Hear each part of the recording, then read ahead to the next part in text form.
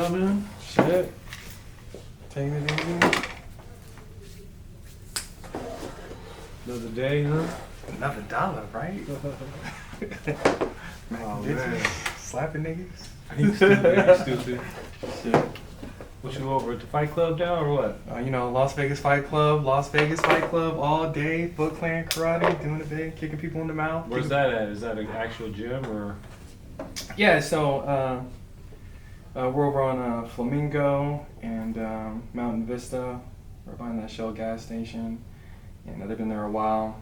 The owner's son, Kaipo, he just made the Olympic team for 2024. Cool. So yeah, everybody in there's legit. It's a professional boxing gym. They got some MMA guys in there, some heavy hitters. You know, they were nice enough to let us come in, and because we were homeless. You know, our whole karate team, we had like 30 people. Oh, all right, so your whole school's over there at that Fight Club then. Yeah, oh, that's what's up. Yeah, that we're all in there. They take care of us. They stay out of our way. We stay out of their way. Everybody gets along. So it's really a mixed gym then. Yeah, and That's what's up. surprisingly, everybody gets along. How'd you find them?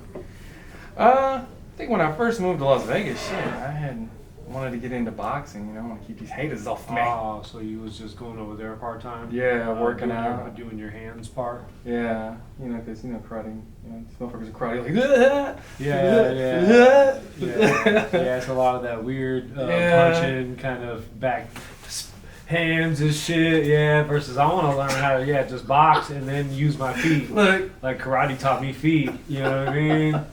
you know, look, it's went over there to get my hands good, you know, because boxing, you know, you gotta mix it up, you know, because you gotta mix it up.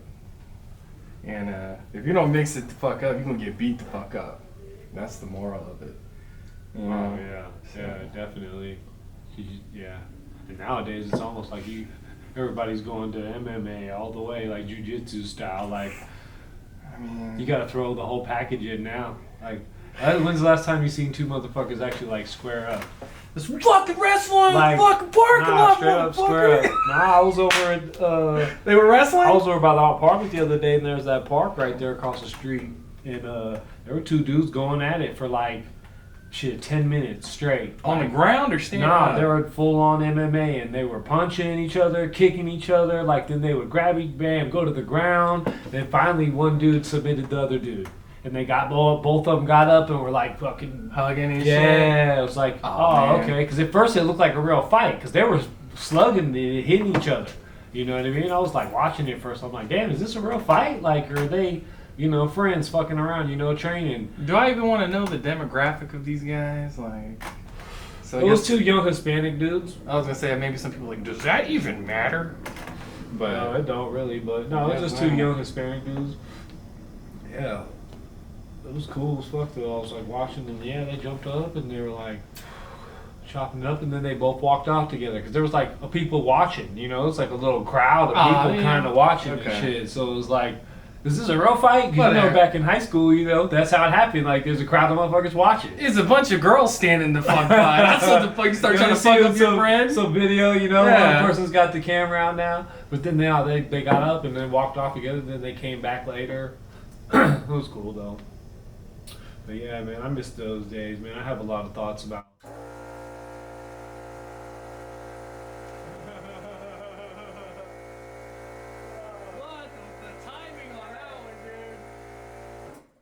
Hey, follies of the first podcast, right? You gotta keep that in. They're gonna be like, what the fuck is that? That damn compressor that whoever left the shop today didn't turn this shit off, but it's all good. We all three of us left at the same time today, so it's all three of our faults, really. You know what I'm saying?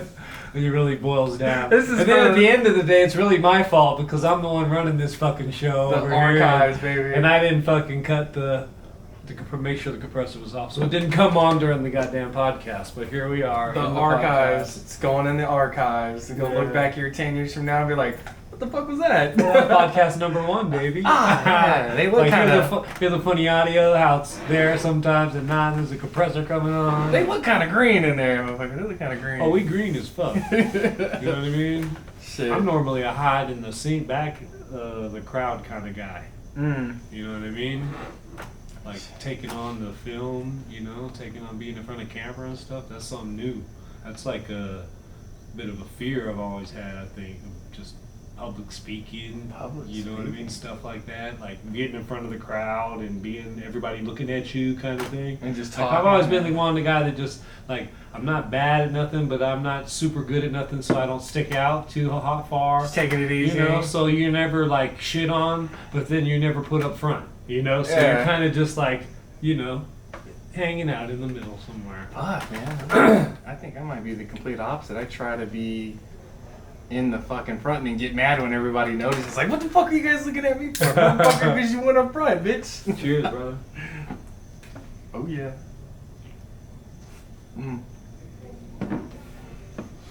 Yeah, fucking Just like get my energy drink on. zero sugar, Yeah, G for real. Fuel, Blue Ice. Hey man, you're giving fucking shameless plugs and shit.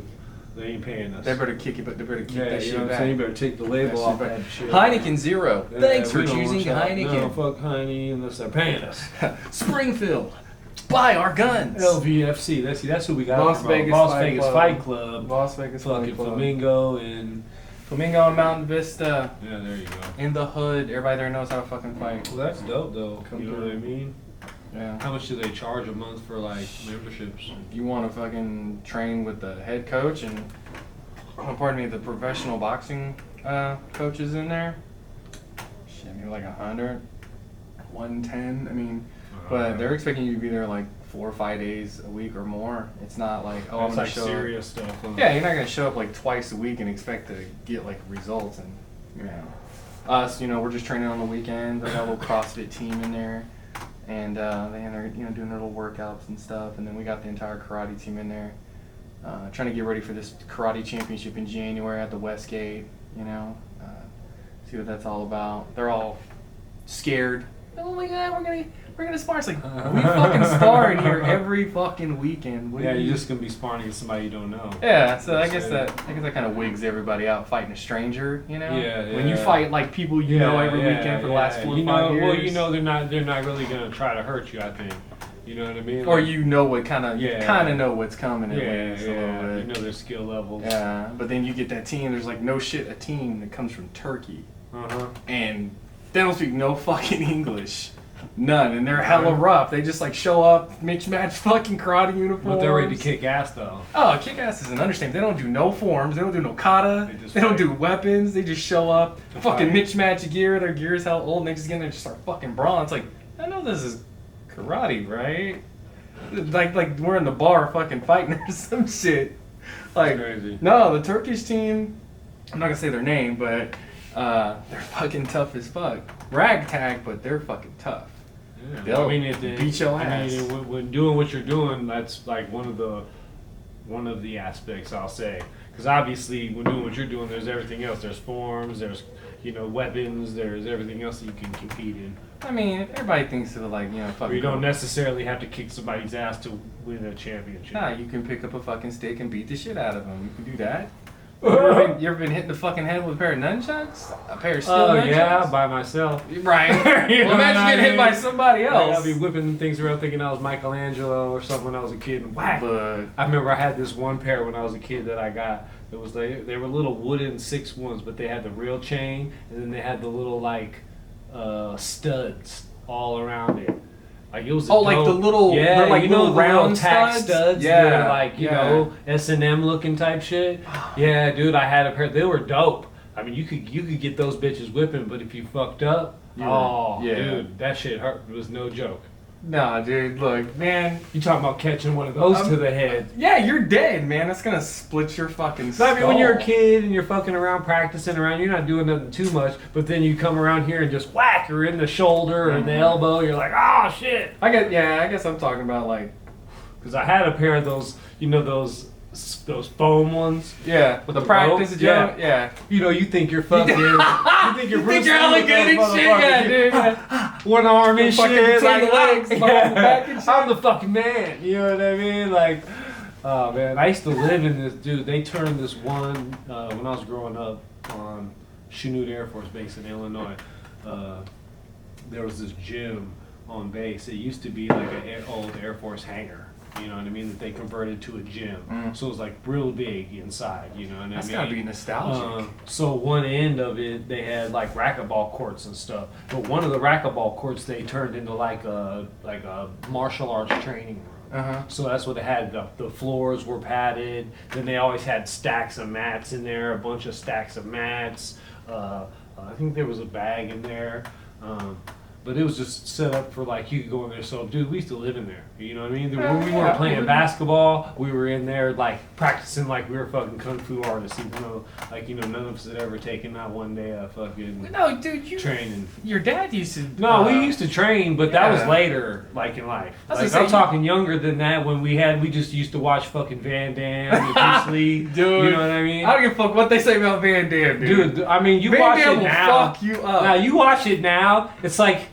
They'll show a whole fight, and if you really look at it, it's like 4 kicks that they cut it into like 16 kicks. It's like fucking 7 minutes worth of fight. Yeah, it's 4 kicks. You know, from like, all these different angles, though. You know, like the jump split kick, they'll show it, and then they'll show it from this angle, You know what I mean? But you look at it, that's the one. He did 1 kick, and they literally took it 4 angles and made it look like he fucking did.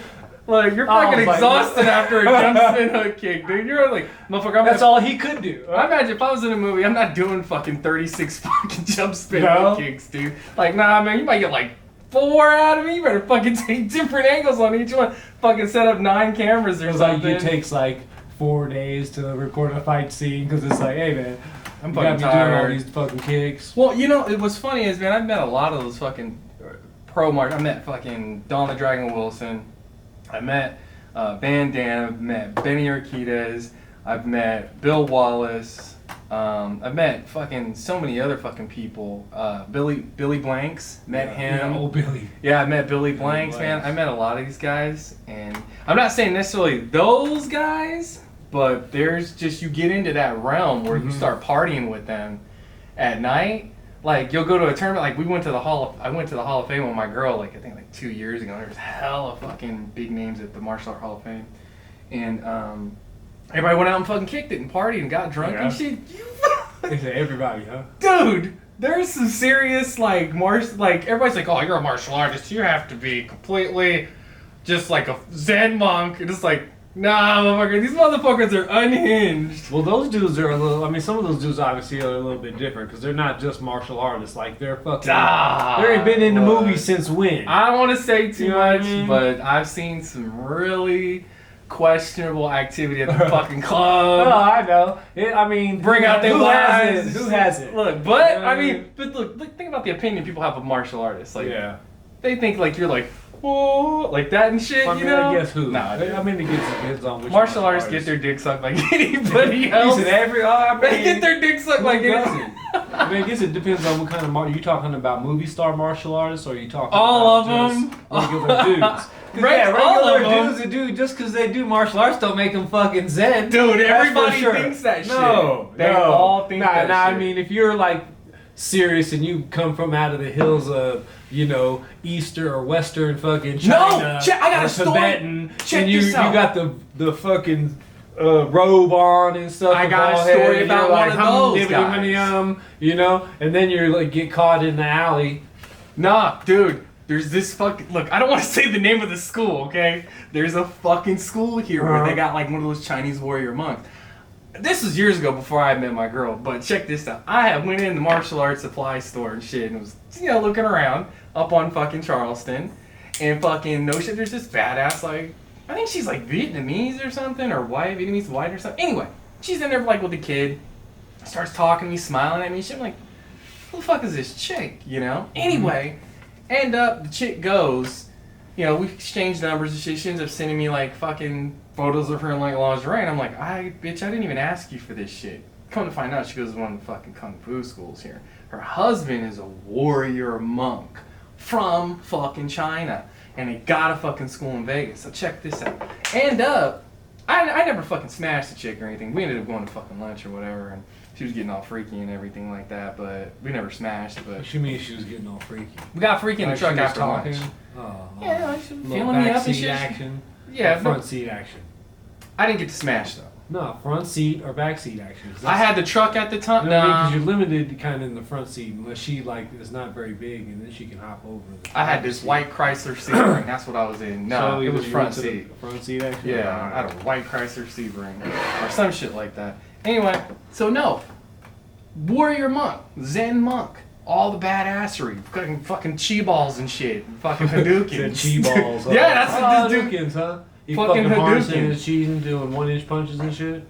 So that baby that she was carrying around in the martial arts supply store, that's his kid, right? Oh, all right. So this motherfucker got her pregnant, married her, got the papers, and then dipped out. Chinese warrior monk from China. Oh, he got his papers. Right. And then went to fucking like Illinois or some shit like that, or Indiana or somewhere back east and started school and got a new girl, got a new wife and everything. I'm like, wait a minute. I thought you were supposed to be like this fucking super like I mean, monk. even if you are, I mean, at that point, man, who knows what was going on behind closed doors? She could be a psychopath. She was freak nasty. I'll say that. Well, you know as well as I do. Usually, the super freak nasty ones got some damage coming along with. Yo, that bitch was fucking freak nasty. Right? She was fucking hella freak nasty. And I was just like, so where's the damage?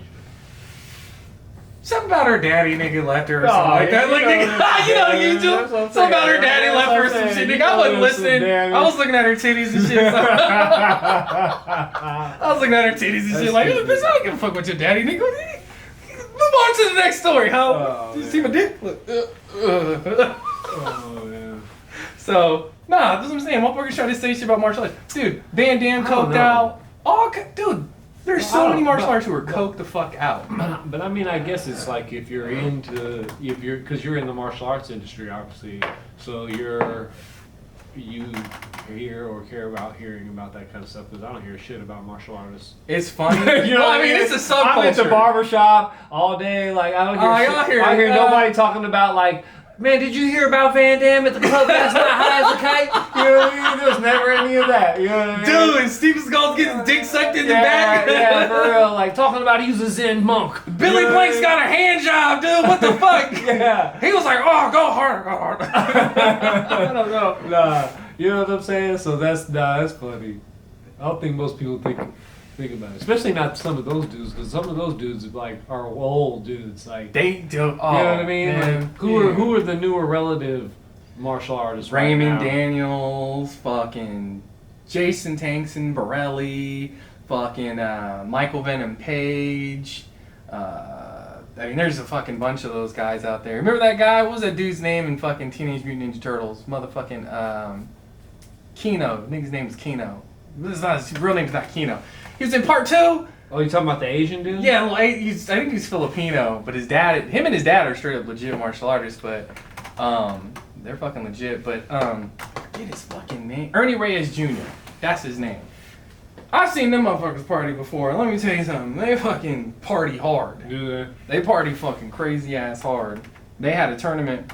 I think it was Mad Martial Artists Against Drunk Drivers or some shit, and that was in like Salem or Portland, Oregon or something like that. I went to that. They threw a pretty good fucking tournament. So, but I saw them party. They partied their asses off. Did they? Like, you would, like, everybody has this opinion about traditional martial arts, and I'm a traditional stylist. And everybody thinks, oh, you're a guy, you just eat vegetables and rice and drink water, huh? Like, no! What the fuck are you talking about? Yeah, well, to be honest, I don't know anybody who lives like that. I mean, actually, like, when I was young, when I did enter into Kung Fu, we did Praying Mantis Shaolin Kung Fu. So we had my sensei, yeah, he was an old dude. He was like, old dude straight from Korea. He was Korean, South Korean. And yeah, he was a little dude, but he knew his shit, man. He was bad, but he was hella traditional. Like, he would throw little get-togethers and stuff, and like, of course, they'd have food and stuff, and yeah, it'd be traditional. Like you say, like, just meats and vegetables and rice. You know what I mean? Just. But good, that should be good as fuck. Some of them, like, some martial artists, I guess they're chill like that. I only met a very small percentage. But I think it's like the next generation, because I guarantee his kids weren't like that.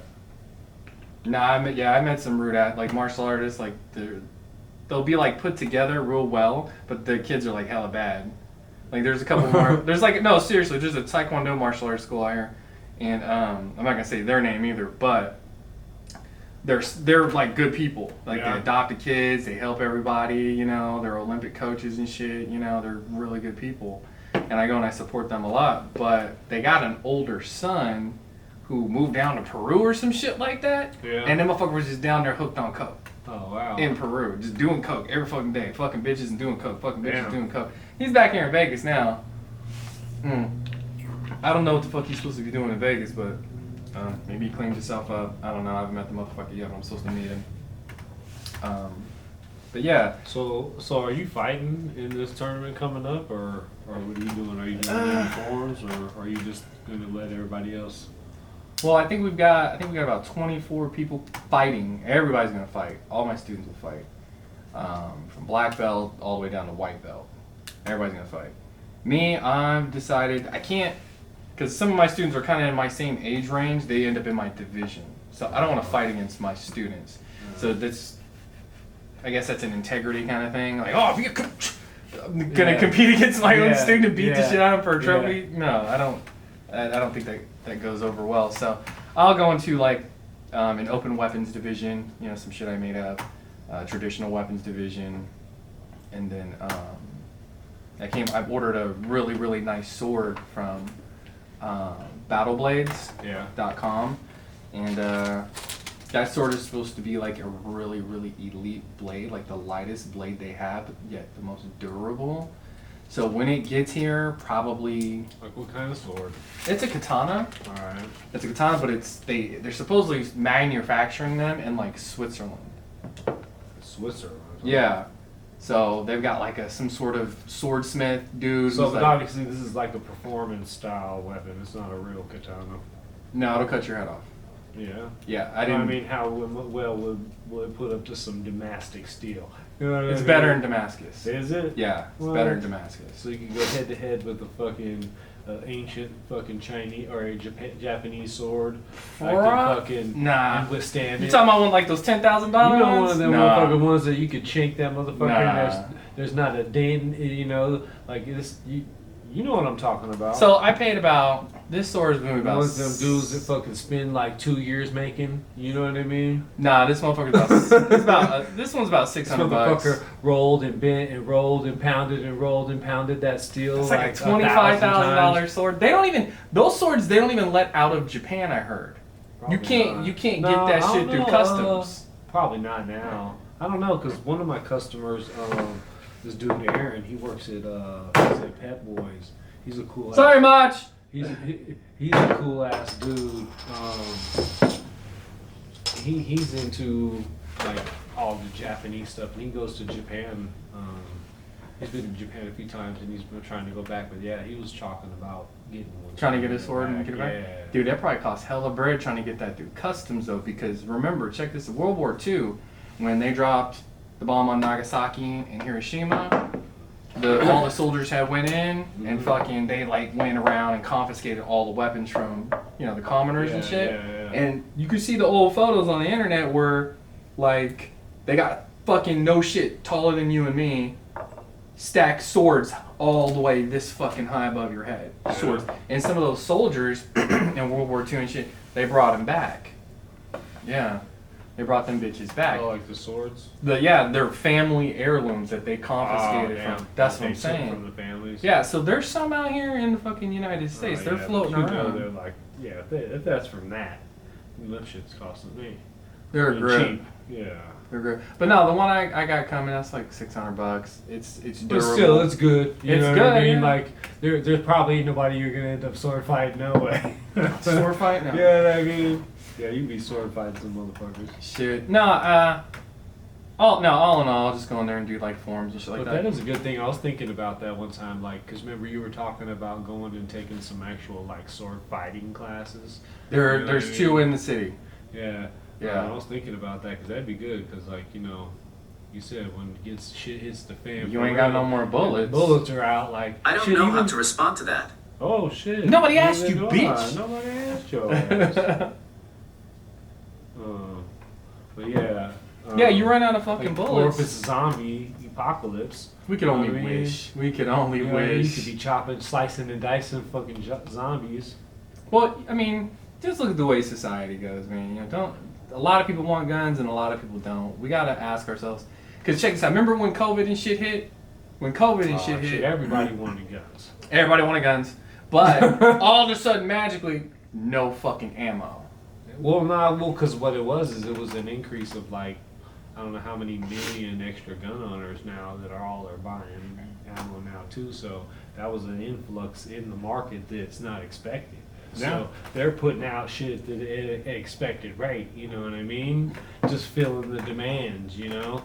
And then, bam, you get an influx of fucking, 7 million new gun owners who are now active gun owners. Because they're not just like, you gotta think how many gun owners do you know that aren't like active gun owners? No, I could, since how we go to the range, yeah, well, I can name a few, but... The people who who have guns but don't shoot all the time, or rarely ever.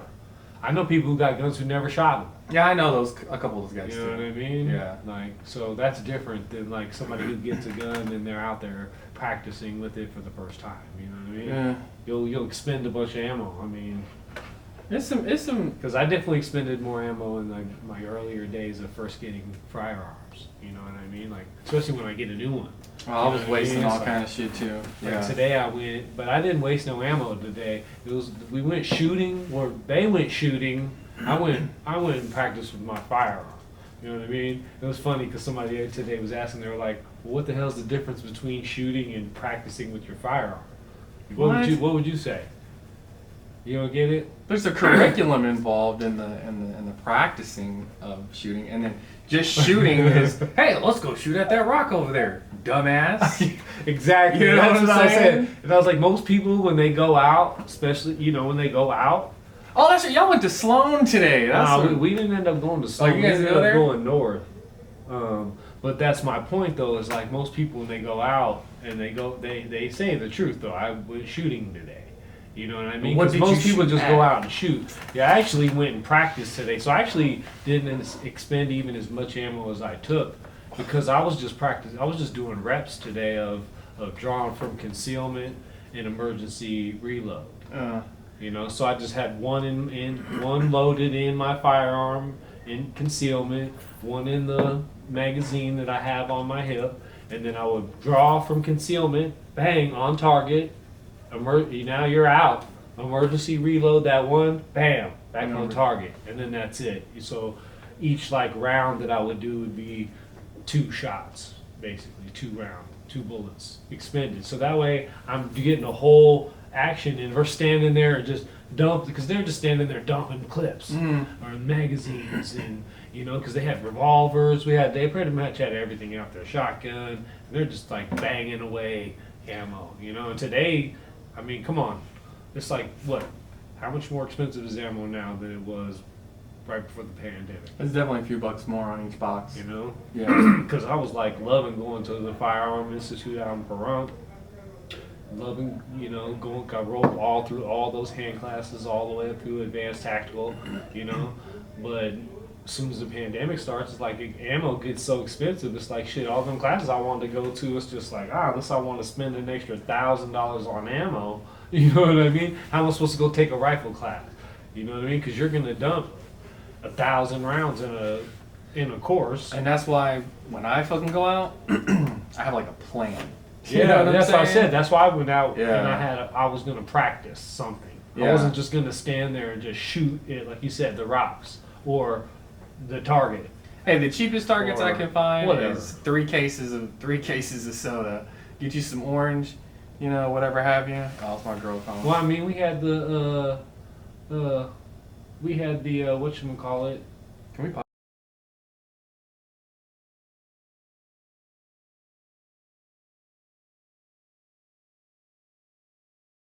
Fucking How do you handle your wife and your kid, motherfucker? Fuck, bitch, get off the fucking phone! You see, you lucky we didn't record that part. You Nah, talking they're all that coming. shit. Dude, they're traveling. I just want to make sure they're cool. Damn, fuck, man. Damn. So you used to have preset texts and shit like On Babe. bitch, on fucking podcast, bitch. Fucking bitch! Man, you're so soft sometimes. Look, you be acting tough as I need to get my dick sucked sometimes at night. You know, like, 3 o'clock in the morning rolls yes, around. babe. 3 o'clock. Anything for you, babe. 3 o'clock in the morning rolls Let me get your around. rose petals Shut in bath water Ain't right away. Ain't nobody doing no What extra time she gonna be here like tomorrow? that. You're gonna have that shit laced out, ain't you? Some ham sandwiches, they get white bread. Shut up. No. But anyways, so yeah, it was funny. We went shooting today. They went shooting. I went practicing with my firearm. But then I also took my little 22 though, because that thing's fun to shoot. And that thing's like shooting like a little BB gun. Speaking of 22s, quiet. It's so accurate. So speaking of 22s, did you see that dude Kyle Carruth? Kyle Carruth. Yeah, it just happened. 2 dudes in Texas. One of the dudes' name is Kyle Carruth. He just shot this dude in the chest twice with a 22. They got the whole video on YouTube. Kyle Carruth? Yeah, Kyle Carruth. Is that like somebody special or is that just some dude? Some dude. So check this out. This is what happened. Dude went over to his ex-wife's house. She was at her boyfriend's house to go pick up his son or his kid, or I don't know if it's a son or daughter. Pick him up. They're arguing and shit. The kid is not there. The husband's outside like, yo, where's my kid at? I came to pick him up. Ex-wife is on the side like, she's just like being fucking dramatic or something. She's just like, she's instigating shit. And he's like, where's my kid at? Why you didn't just tell me my kid wasn't here? Blah, blah, blah. So the dude, Kyle Carruth, the owner of the home, comes out of the home with something. I know it was a 22. It was like a long ass rifle though, but you could tell it was a 22 because the fucking mag was like really thin. Yeah. And he was like this fucking long. Oh yeah. Yeah. So he comes out. They're arguing and shit on the front porch. Dude gets in his face, goes to grab the rifle, steps back, snatches the rifle back, and he shoots the other guy, the dad who was there to pick up his kid. Shoots him twice in the chest. And everybody's just like standing there calm as the dude's like laying on the ground bleeding out. But he shot him in the chest twice with a 22 and fucking killed him. I thought that was interesting. Could have been more than fucking 3.5 feet away from him. Well, I mean, they say that's the deadliest round, right? Like one of the deadliest rounds is a 22, especially at that range. You fucking fucked him up. Because it's gonna go in and it's just gonna rattle around. You know what I mean? There's no penetrate or there's no exit wound. I mean, there is sometimes they go clean through. Most of the time they don't. You know what I mean? 22s rattle around. Well, if you're 3 feet away, you know what I mean, and you just shoot them right in the chest, that's easy to give it. He was just like bam, bam, yeah. Easy to ricochet right through your rib bone or right into your heart, yeah, or into your lung, or you know what I mean. But he shot that man cold blood. They're all talking about, oh well, he was in defense of his home, and you know the guy tried to grab the gun, and it was like, wait a minute, dude came outside with a fucking gun. He was in your fucking face, and you know the baby mom right there was. She instigated the whole fucking thing. That's one of those ones. It's like that's a tough one to decide. The mom should be held responsible because she instigated the whole fucking thing. That's a tough one. She knew the kid wasn't at the fucking house. When did this happen? Just a couple days ago. Yeah, we gotta wait longer. You gotta wait for all the facts to come out and shit. Cause the only thing I could think of, they would call most of the time right now, some fucking bullshit media, news work fucking pushing the narrative on something. They haven't said, well, they haven't arrested the dude either. Because, I mean, look at this. Look, it just came out, a week or two ago, the body cam footage of the cop that was the first one on the scene of that Aubrey Marcus shit. And since that, they, like, totally reversed everything. Like, I didn't get to see the video. These motherfuckers are going to jail now for murder. I didn't get to see the video. Like, yeah, it was, like, crazy. Like, from what I saw, because I didn't really, like, listen to it because I was, like, trying not to really watch dramatic drama stuff. But it looked like the cop just kind of, like, casually walked up. And they said, I guess from the title of the video, I guess that him walking up, you could hear him, like, still alive. You know what I mean? Ahmaud? Arbery? Yeah, the black dude that was on the ground. And I'm like, and it just didn't seem to me like my visuals weren't giving me the feeling of anybody's like anticipation to like try to help. You know what I mean? They just kind of left him hanging. It was kind of like they just let him die or whatever. That was from my perspective of just the visuals of the video. I couldn't hear what was being said. You know, they had the subtitles and stuff, but it was like I really wasn't trying to watch it or pay. You know, but at the same time, it just didn't look like if I was to walk up on somebody who's on the ground shot. you know, and I know anything or I have the capabilities to try to like either check your pulse or we're gonna do something. Put a tampon on that shit. We're gonna see what's going on. Like just the whole scenario of this dude just walking up just looked weird to me. It's just a human being, man. You know what I mean? Like, and then hearing that supposedly he was still alive when that dude showed up is still like, it just didn't seem like dude was very like I don't know, very. I didn't get to see any of the video footage. All I know was I remember a few years back was I saw 3 dudes jump out of a fucking truck.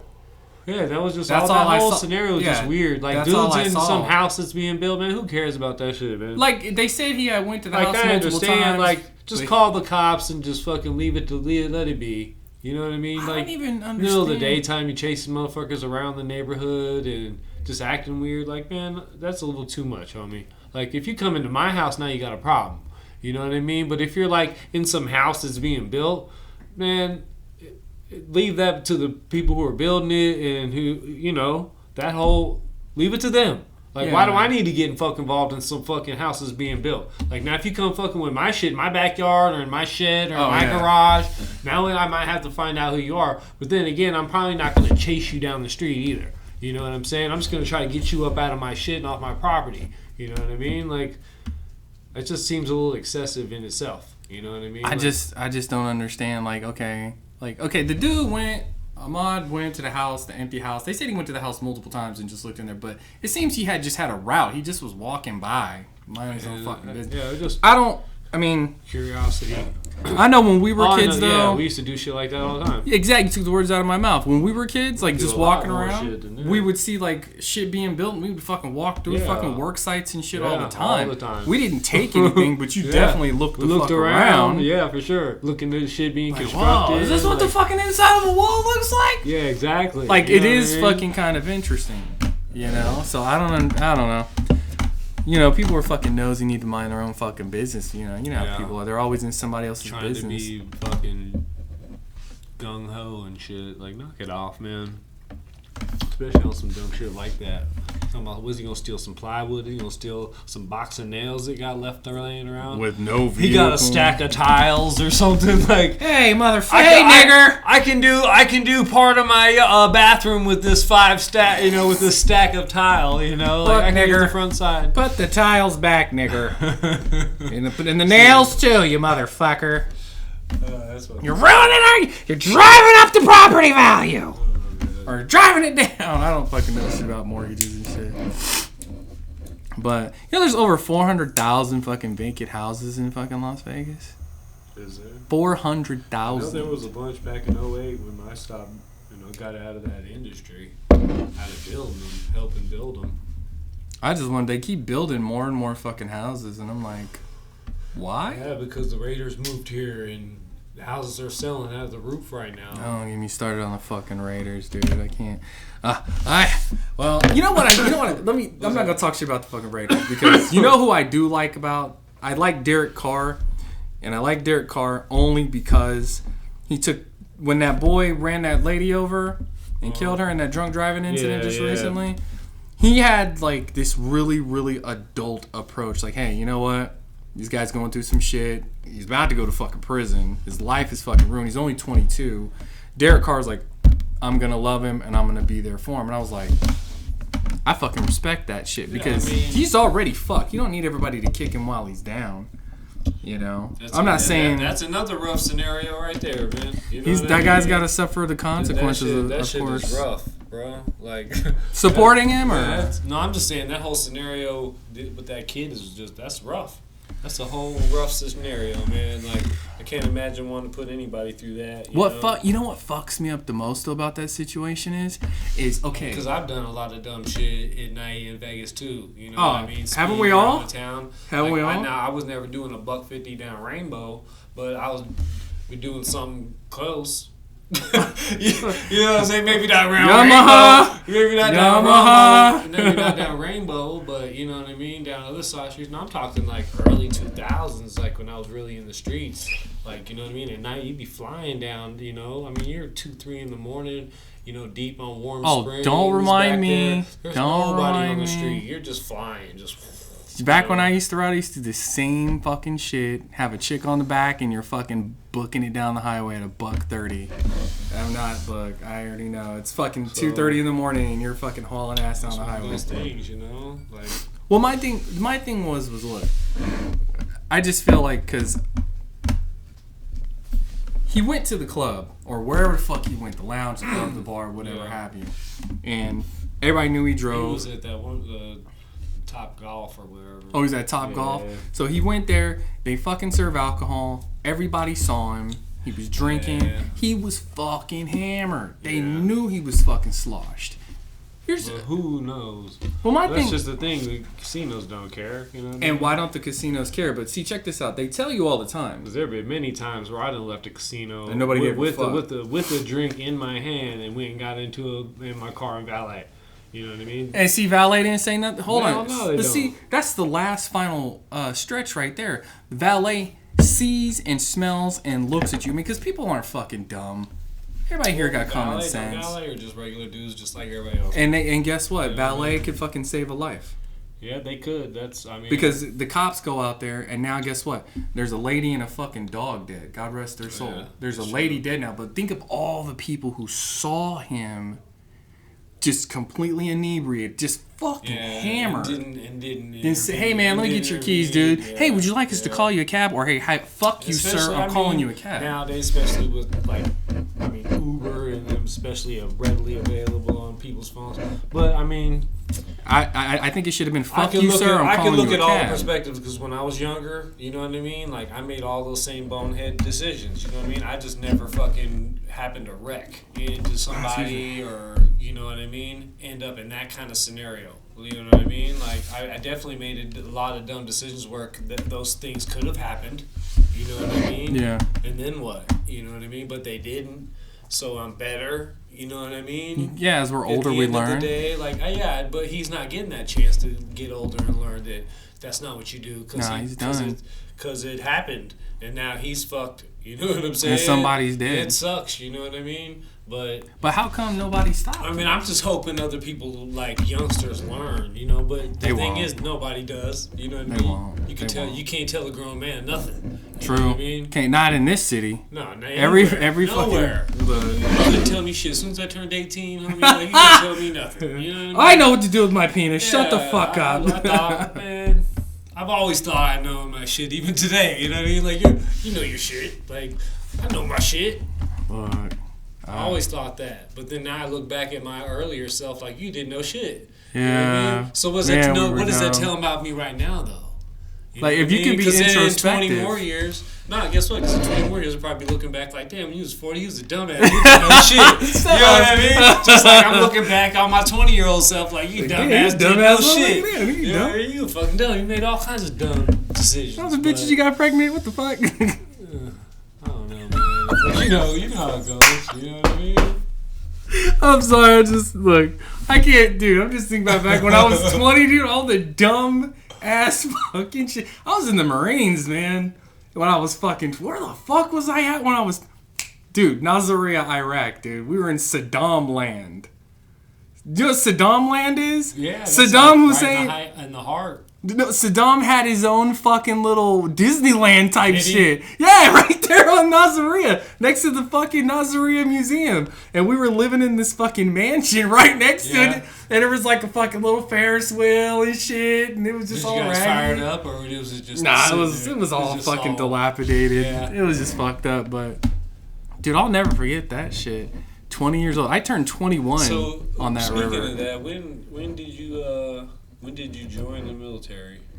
Fuck. I went to MCRD San Diego July 13th, 2001. 2001. Yeah, platoon 3098. So so when did you go to basic? That's when I went to basic. That's when you went to basic? Yeah. So you were in basic. So Trade Towers fell that and that while I was at boot camp. Yeah, and that shit was crazy. Yeah. That shit was crazy. I bet. Because, you go to boot camp. Yeah. And everybody's already... The fucking Marine Corps drill instructors are fucking psycho. Yeah. So everybody's like, yeah, they're going off like, anything, I don't give a fuck, you fucking pig, smoke crack and everything, you fucking want to diddy pop at the fucking streets. That's how they act. They act all fucking weird like that. They're crazy. Anyway, It's fucking September 11th. We're on Edson Range at Camp Pendleton, dude. We're in like second or almost getting ready to go through the crucible and finish up and, get our little Eagle Globe and anchor at the top of the crucible.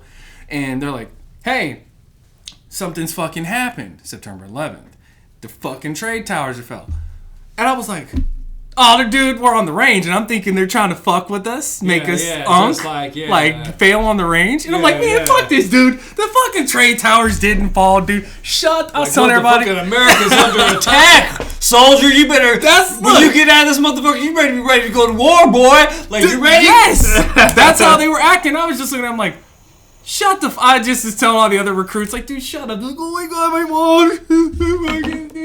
Probably dead. I was like, dude, shut the fuck up. The trade towers didn't fall. They're just fucking with us, trying to make us fail on the fucking range today so we don't get expert. That's what I thought. We're on the range. You thought like they're gonna make you guys like psych out? Yeah, like they're just fucking with our head. Hella nervous, like, oh man, we're about to go to war. Yeah. And you can't shoot. Yes, like, oh my god, we're going to war. I signed up for GI Bill. I didn't sign up for this. You know what I'm saying? I actually signed up to go to war. Look, dude, I'm telling you. To play. I was like, wait a minute, this is not what the fuck I signed up for. I signed up for fucking GI Bill. Fuck that. And they're like, no, you're going to war, dude. Shut the fuck up. Get back in formation. I'm like, huh? What? No! I was just like freaking the fuck out. It was like, dude, no, we're going to war, man. No. So they get us up there and we're on the fucking range. They got everybody together. Like the fucking company commander gets up there and he's like telling everybody, yeah, fucking, the trade towers have fallen.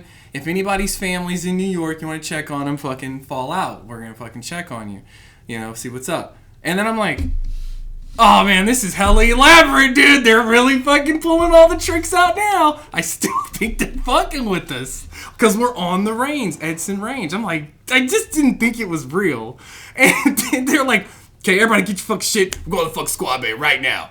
I was like, okay, so we're going to fucking squad bay. They're rushing us around and shit. And I'm like, everybody's all crying and shit. And they roll this fucking old ass TV out of the fucking. You said everybody's crying now. Is everybody just like?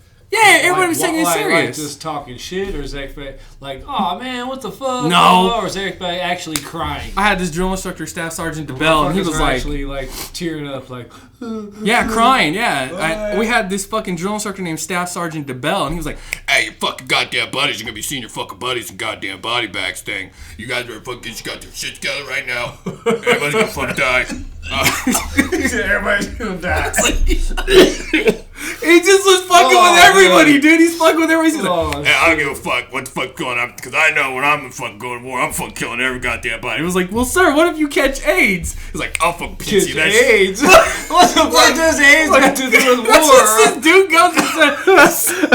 What the fuck? So look, he said, but he answered the question. Yeah. I was like, I'm just like looking around. So and what he's did like, he say? He goes, I'll fucking PT that shit out of my body. He'll PT that shit out of his body, bro. That sounds like a fucking Marine. Dude, I was laughing so fucking hard. It's like, oh, okay, so you think that shit's fucking funny? Yeah, I'm fucking quarterdeck right now. I was like, fuck! Oh, man. I got fucked up. Dude, they fucked me up for like 2 hours. Anyway, they rolled the fucking little old-ass TV out of the duty hut.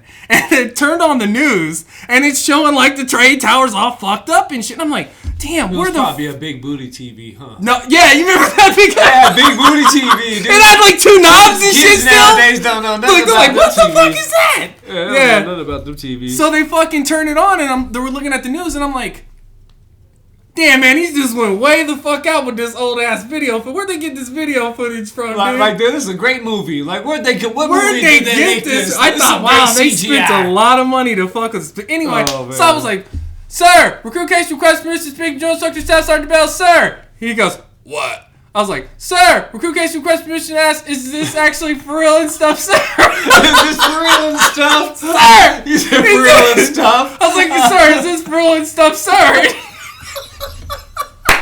He was like, he just looked at me, he goes, I don't know who the fuck is this fucking rack mate. Don't fucking, you better beat his fucking ass later. I was like, what the fuck? What did I do? This is rack mate. Oh, shit. They're about to pull the fucking. Oh. And my fucking rack mate runs up. Who the fuck is his rack mate? you guys better fuck him up later. And I was like, fuck. I was like, fuck all you bitches. You niggas put your hands on me, I'll fucking all you up. Nothing happened, of course, but everybody hated me after that. I didn't think, like, is this for real and I stuff? didn't think it was real. And then I found out it was real. It's like, oh my God, we're going to war. Fuck, we're going to war. It was crazy. But so actually after how long after that moment right there did it take for you actually to fucking be like moving towards Iraq? Though? Deployed? Yeah. Well, where'd you guys leave from? So you finished boot camp, and I went home for 2 weeks, Kansas City. Had to report to 29 Palms, California for comm school, because you're in comm too, right? Yo. Yeah. So the Marines do comm out in 29 Palms. Where's that? 29 Palms, California. I don't know where that's at. It's like 4 hours from here. In the middle of the desert, outside Joshua Tree. Oh, it's like 2 hours outside Palm Springs. Oh, all right. That's the best reference I can give. So anyway. Out in the middle of the desert. Yeah, I mean, back then it was fucking sucked, but now it's kind of cracking. But did comm school out there, left there, got stationed at Camp Pendleton, got there February of 2002, Sierra Battery 511. From there, they just started doing fucking workups. I got attached to the fucking infantry at a liaison because we were called for fire, and that fucking sucked. 2-1, 2nd Battalion, 1st Marines, Weapons Company. That shit sucked. Living on ship with a bunch of motherfucking infantry Marines. I know motherfuckers talk about prison being hard, but goddamn, they put you on a ship with fucking like 500 fucking Marines, and they're all angry and horny and want to fight and ready for war. That shit is like jail. All they do is fight. I bet. That's all they do is fight and jack off. Fight and jack off. Fight and jack off. Fight and jack off. That is it. It's like there's a lot of stiff socks laying around the fucking... Hell yeah.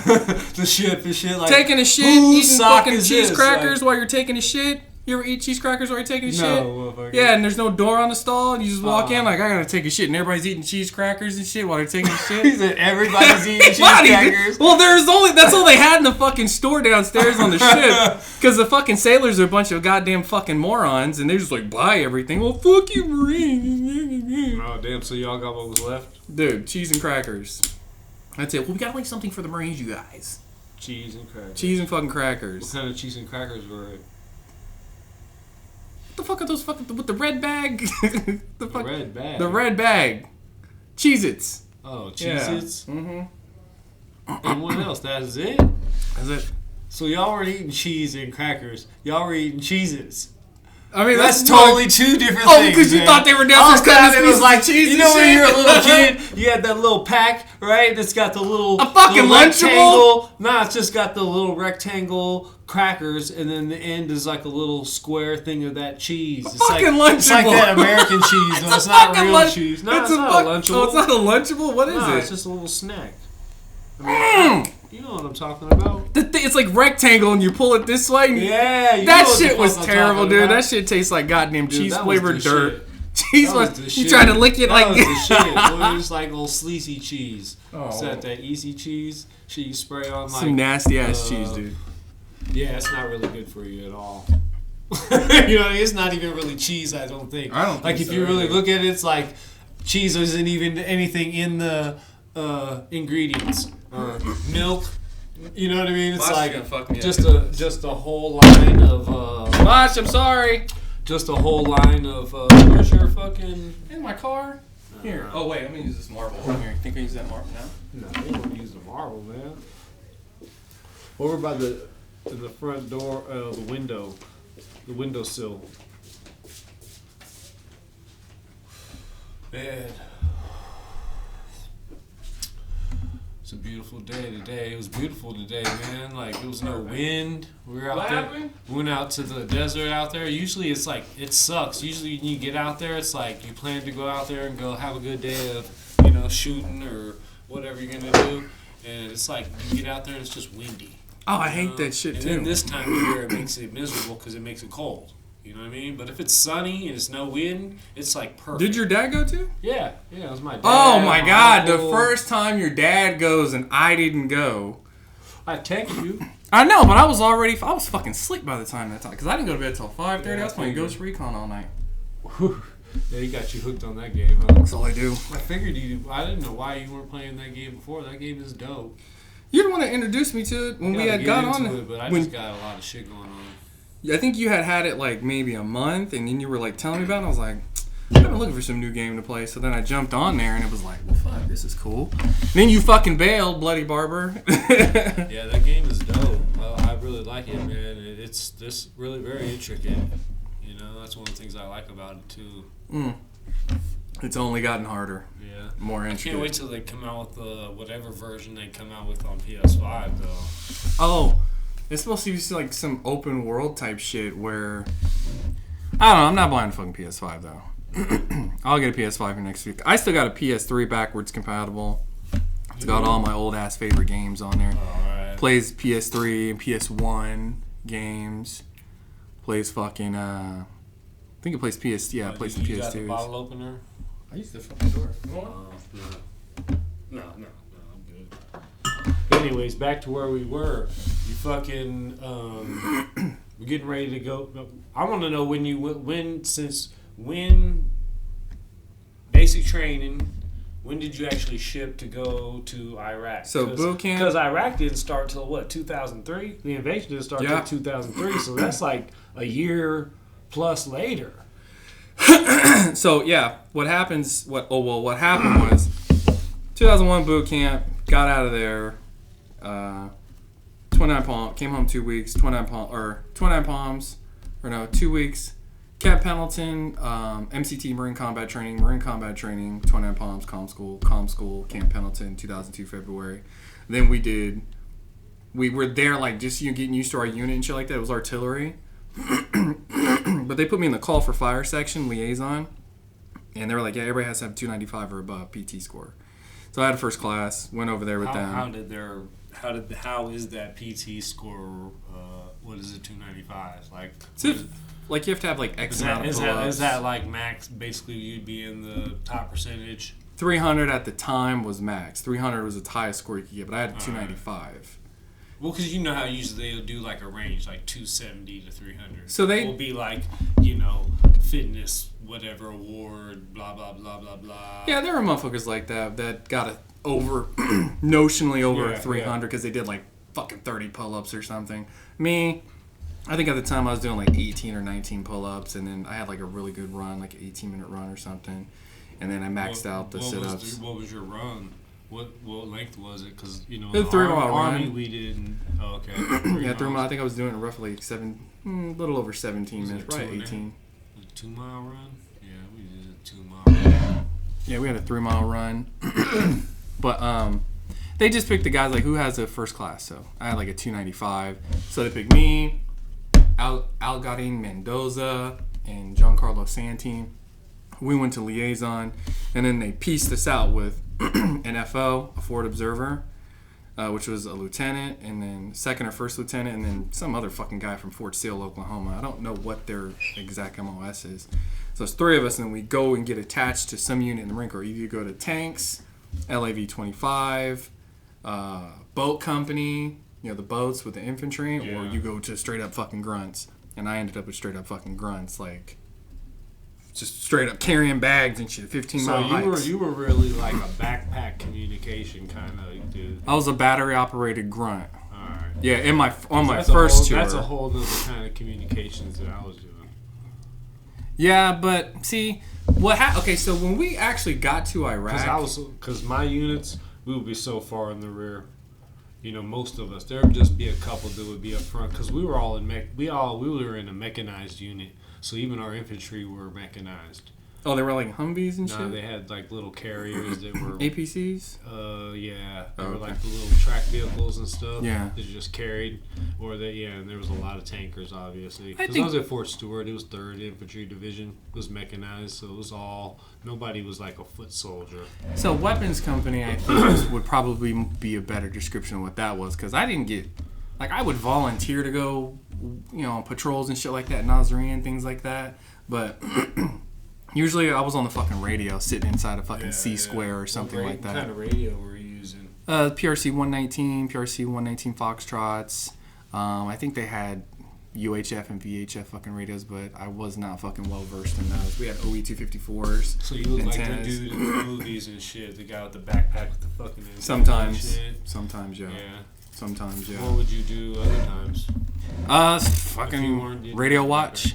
Radio watch. Like what? Just if you guys had You sit on the fucking an radio. established like Yeah, they had an established frequency net. 10 setup for COC. Yeah. Yeah, and you sit there and you got your yellow canary and you're writing everything fucking down, passing over fucking frequency, passing over information over certain frequencies, switching back and forth, checking to see what the fuck's going on, relaying information from higher ups, receiving information, relaying that to fucking officers.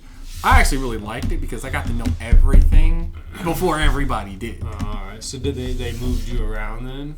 Yeah, I got moved around. Before you actually got shipped out to fucking Saddam land? That was, from liaison, from comm to liaison, from liaison to fucking weapons company. And, yeah, that was my first tour in Iraq. But not a whole lot happened that fucking tour. Got lost. Got lost? By myself, I got lost. What? Yeah, I got lost. So, nobody spoke Arabic on the first tour. Like, there was, like, they had, like, designated interpreters. You know what I'm saying? Yeah. And they like went to that school in Monterey, California. There's a school in Monterey, California for language interpreters. They went to that school and that's their job. Me, I just like bought a fucking DVD or a little CD and would like listen to it every day. And so I had like more Arabic training than other people because I just took that initiative. But moral of the story was I went and was like, came over the radio. Does anybody fucking speak Arabic? This is right after we crossed the fucking line of departure. Sometime in 2003 out of Kuwait. We left Kuwait, crossed over the border into Iraq, and we stopped, and I guess there was something going on up front. There was a bunch of soldiers or something at some small oil refinery. And anyway, they were like, does anybody speak Arabic? And I was like, I do, even though I wasn't really all that good. And I just jumped the fuck out and ran to the fucking head of the fucking, the train. Like the fucking truck train. Like we just had like 90 trucks and I just ran up there. Fucking hood ass motherfucker. Yeah, dude, you know what I told myself? Fucking super soldier. You know what I told myself? What? I was feeling real worthless when we fucking deployed. I was like, I was always in trouble. I always had the worst fire watch. I was always on fucking chow, mess duty, carry this, carry that, dig this hole. Fucking light skin. Yeah. Fucking terrible. I had all the worst shit. And I was like, man, fuck this shit. As soon as we get to Iraq, I'm going to fucking do something. I'm going to do something. I'm going to do something with myself. And as soon as the opportunity arose, I was like, fuck this. I'm not sitting in the back with everybody else acting all scared. And I jumped the fuck out of the truck and went up there and told them I spoke Arabic and just started, Let's enter hinna. Sadiq. Habibi. So did you have any kind of basic comment? I did. I did. Or were they just looking at you like you're like, who La the tete tarik. La who tete the fuck tarik. is this motherfucker that looks just like us? So look. But Look. You fucking he looks just like us. He looks at he's like Arab Suda Arabiya. Arabiya Sadiqi. You're like, what? what? Yeah. La tete tarik. And they're like, we don't have a weapon. What are you talking about? So there's like these soldiers and shit up there. I guess a few of them got fucking killed. And they had like the backhoe over there trying to bury them. They were complaining about them digging the hole too deep because they wanted to recover the bodies when the soldiers were able to come back. So I was trying to translate and shit, and I was just like yelling at them and shit. Yeah, Nothing was getting translated. And some lieutenant popped up, and his name was Lieutenant Saeed. And he actually spoke Arabic, and he's like, oh, you speak Arabic? I'm like, yeah, a little bit, sir. And he was like, just get the fuck over here. And so I like followed him around and shit. And he was like teaching me Arabic and shit like on the fucking fly. So he was from some other fucking unit. I had never seen him before. He was in the Marines. But so the supply train and the weapons company pushed on and drove the fuck off. They went somewhere else. I have no fucking clue where they went. You were talking? Yeah, well, I was over here with all these other fucking Marines and these soldiers that they had captured. And we're like over there doing this, and so we had got them in this big formation. Mind you, we're all in mop suit gear, full chemical bio, fucking everything. The boots, the big ass rubber boots. What time of year was this? Fuck, dude. I think it was. Was it hot? No, it definitely wasn't hot yet. Alright. It wasn't hot yet. It might be to the advantage if it's cold, but if it's hot, fuck. Yeah, because it was cold as fuck at night. It was cold as fuck at night, but with all that gear on, it wasn't that bad. So we got them in this big, huge formation. There was like fucking 100 of them, and all these Marines, this entire unit. I don't know who the fuck they were. I'm gonna assume it's part of 2-1, second battalion, first Marine. We marched them down this fucking highway. We marched for like fucking 3-4 hours walking. And it was fucking backward because we're a full battle rattle. We're full fucking gear. Is there anybody else from your unit with you? No, or is it just you. I just was. So what?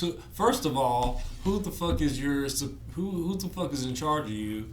And why the hell did they let your ass walk off? Because they didn't want to get out. And why the fuck? They were scared. I love them. Hold on. Staff Sergeant Casey was Staff Sergeant. I love Staff Sergeant Casey. What was your rank at this time? That's what I was a fucking Lance Corporal, E3. Alright, so you're an E3. And I just jumped the fuck out. I love Staff Sergeant Casey to death. You jump out, you get out, you run to the front, you just start blah blah, and you go off with these motherfuckers by yourself. Yeah. And they let you. Yeah. And then they just push on. Yeah, they left. What the fuck? Dude? They left. They drove the fuck. I don't know. There's a whole fucking unit full of them. They weren't in charge of that specific convoy. So that convoy pushed on, and I went and I marched with those fucking captured troops. We get to some fucking relay, some old ass abandoned radio station, and they set up concertina wire and shit, and we housed them right there to wait for some other unit to come and accept them for whatever. I don't know what the fuck they were gonna do with them, and I just remember being like, fuck, I have no fucking food. I didn't have my pack with me. I didn't have my Alice pack. My Alice pack was attached to the side of the Humvee and had like my fucking gear and food. All I had was like my deuce gear, my ammo, my weapon, my Kevlar, my flak. I just had my battle gear. That's it. And I got stuck out there. I didn't have my fucking sleeping bag, nothing. And I remember fucking sleeping inside the fucking abandoned radio station, and they brought in refugees. Like men and women and kids, old ladies and old men, and they were in there, and I was in there trying to have conversations with them all fucking night long.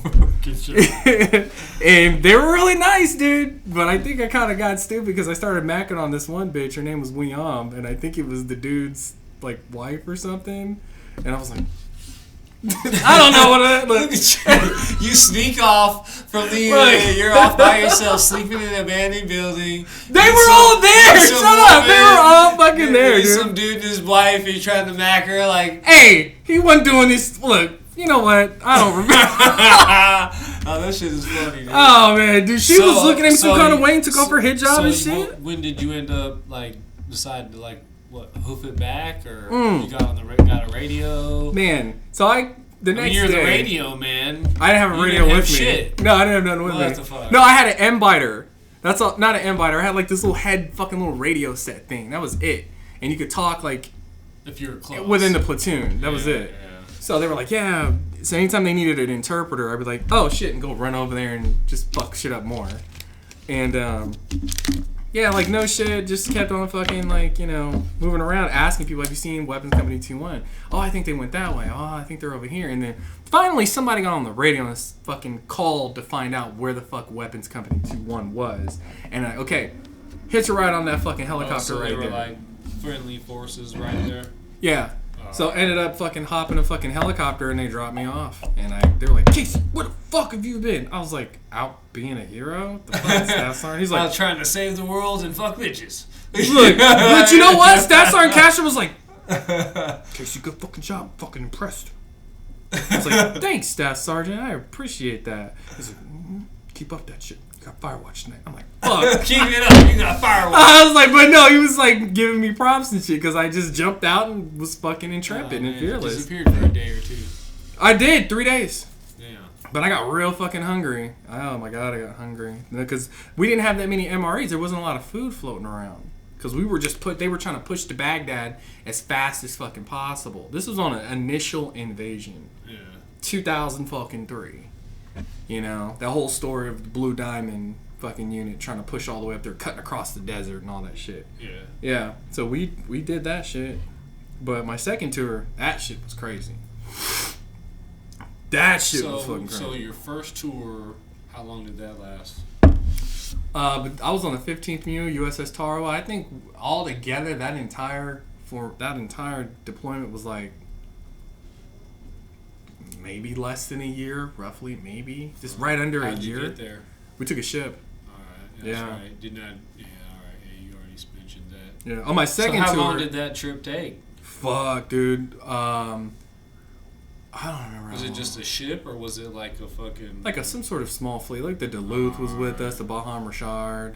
You know, there were a few ships that it was all these ships traveling together. Dude, we stopped in like Singapore. Oh my god, dude, I fucked the shit out of this bitch in Singapore. God damn, dude, I fucking killed that bitch damn near. Fuck. You almost killed her.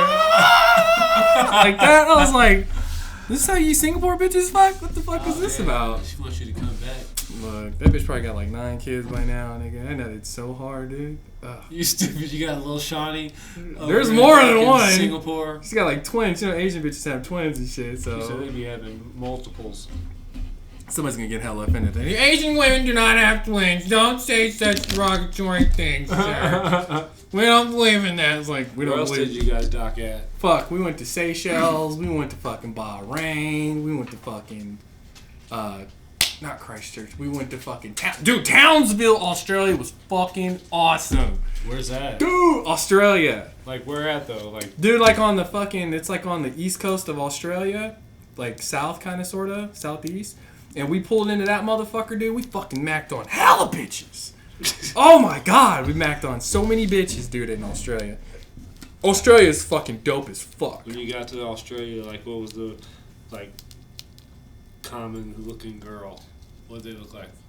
Well, on that part of the island, there was a bunch of Aborigines or Aboriginal people. So the girl that I met, this girl named Helen, and her mom was like white, you know, Caucasian or whatever, but she was like 6'1", big ass fucking booty, small waist, big ass titties, and she had short cropped blonde fucking hair, big ass lips. I mean, this is a badass fucking lady, dude. She was fucking hot. And her daughter Helen was half white and half fucking New Guinea or what, I don't know how they classify that, but the dad is like dark skinned, so she looks mixed, like, you know, like mixed. So I was like, what the fuck, I've never met a half Australian, half fucking New Guinea girl, dude. And she was so bad. She was so, dude, she had like the best fucking personality, dude. She was chill. She fucking went and picked up me and my boy Crapazzano from the ship. How long were you guys at port? Dude, we were there, I think we were there like 4 days, something like that, 4 or 5 days. And you had time to do all like where'd you like how the hell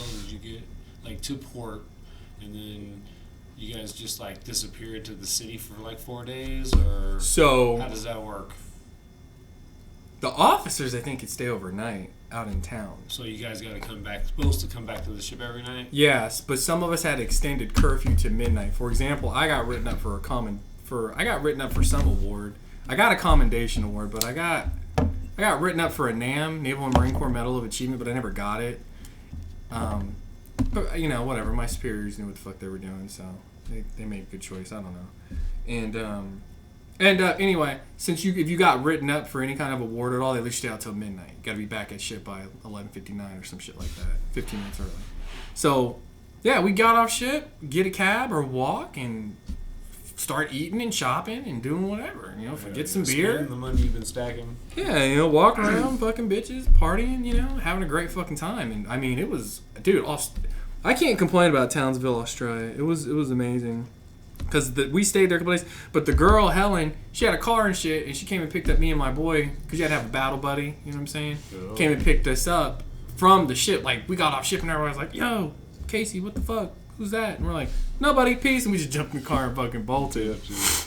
She took us to get beer, went over to the house. They fucking made barbecue and shit. Listen to music. Dude, just sat there and fucking drinking the entire time, eating. Crapazzano was trying to fuck Helen's mom and shit. And nice. I was trying to get my dick sucked. And I mean, it was a great fucking time. Great little couple of days, huh? Yeah, it was really nice. And the people in Townsville show were really fucking cool, really nice people. Everybody there was just. Where'd you go after? So obviously you hit there first and then you went to Singapore? Well, we hit Hawaii. Obviously, you guys are supposed to be working your way up towards fucking Iraq. Yeah, so we went from Hawaii, Singapore. Fucking, we stopped someplace else. I can't remember the other fucking places we stopped. But we got all the way up there, someplace in the Indian Ocean. Let me tell you something about the ocean. I'm pretty sure other people have said the same thing, but when you're out there on the fucking ocean on a fucking ship and you ain't... And mind you, our ship was full of women. Was it? Yes, we had hella women on our ship. So why was everybody jerking off for? Bitches wasn't fucking. No? Yeah, these bitches were all fucking spoken for. And then, as we got closer and closer to Iraq, they all started getting pregnant. Well, oh shit. But and the ship is huge, man. It's like a little floating city. Everybody ain't fucking. No, there was certain motherfuckers was fucking. Everybody else was jerking off. Yeah, pretty much. You know what I mean? But because you guarantee some of them little girls was giving it up. Look, I was trying to fuck hella bitches on there. I had no luck. None. No fucking luck. You probably outmacked yourself. You know what I mean? You probably tried to mack on all the bitches. I did. All the bitches is like, no, I did. Sean, he's been said to everybody. Yeah. Like, you know what I mean? So they were like, nobody took you serious. Well... bitches got pregnant in the goddamn galley. I mean, they're giving it up to somebody. You got pregnant in somebody was like, "Baby, I love you forever." You got pregnant down Baby, in. when we get back, we'll both get divorced and we'll get married. We'll split the BAH or some shit. Like, I'll give you. You can switch name tags, babe. You can get mine. My name tag. Yeah. How many motherfuckers you knew who were doing fucking goddamn contract marriages? I don't know about that, but I knew there was definitely some strange stuff going on in the military with relationships, that's for sure. Oh, there's a lot of swingers in the Marines, man. Yeah, there's a lot of swingers in the A lot of fucking swingers. Motherfuckers would go out to the field. Motherfuckers would go out to the field for 17 days, and then all of a sudden a whole 2 carloads full of women show up to the barracks, and every single one of them is somebody's wife. And it's like, who the fuck are these bitches? I remember one night, dude. It was a fucking Friday night. I kid you not, 2 carloads worth of bitches fucking showed up. And these weren't like young looking. I mean, a couple of them were kind of young looking, but the most of them they looked like they were married women. And we were like, yo. They look like they're married women? How do you look like a married woman unless you like looking at her? She got like, you can see her ring finger. Like, you can see like, oh damn, she got a couple rocks. Like, well, she looks married. They all took the rings off. You just looked at her from the outside like, was there like she had flats on instead of high heels? You could just tell. You could tell it because look, when you live on base, man, they didn't look like fucking goddamn chicks you saw at the fucking club. These bitches showed up and it was like you could see the stress in their face. They got kids, you know what I'm saying? They're in there drinking with us, kicking and everything like that. And it's like you're just like these women show up like, who are you? Where did you come from? We didn't never fucking seen you before. Yeah. How did you get on base if you weren't already living on base? You know what I'm saying? So they're get on base. Look, these bitches were in the fucking barracks, and everybody was fucking. Oh, I gotta tell you this crazy ass story, dude. Dude, we're supposed to be all the way back in, like on the boat on the way to Iraq and shit. They're never gonna get there. We're never gonna get there. We're over here talking about these bitches that look like they're married showing up to the fucking barracks. Like, how do you look dude? Cause they just look married. I was like, bitches look kind of married, dude. What are you gonna tell me? What story? Dude. Oh my god, dude. So check this the fuck out.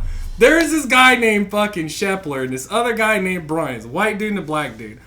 Every fucking weekend, everybody's like, yo, Casey, where are the bitches at? And I was like, man, let me make a fucking phone call. So I called up these fucking 3 raggedy ass bitches. He's like, yeah, hook my boys up. Yeah, get their dick sucked. You know, drink some beers. It's fucking payday. We're in the barracks. We're in this one room partying. I had these 3 fucking chicks show. I had fucked this one chick or whatever. But then there was this other chick who was talking about she had AIDS. And she was in the bathroom fucking crying and shit. And I was like, what the fuck? And then she confessed to y'all and then went and start crying in the bathroom. Yeah, and we were just like, look. It's like fucking 13 Marines in the room and the lights are all out. We had cut up a bunch of chem lights. And then went like this. And then turned out the lights, so the whole fucking ceiling and all the walls were covered in chem lights. So it was cool as fuck. Yeah, for a little party. For our party. No, cleanup's got to be hell. But. Yeah, it was terrible. But field day sucked.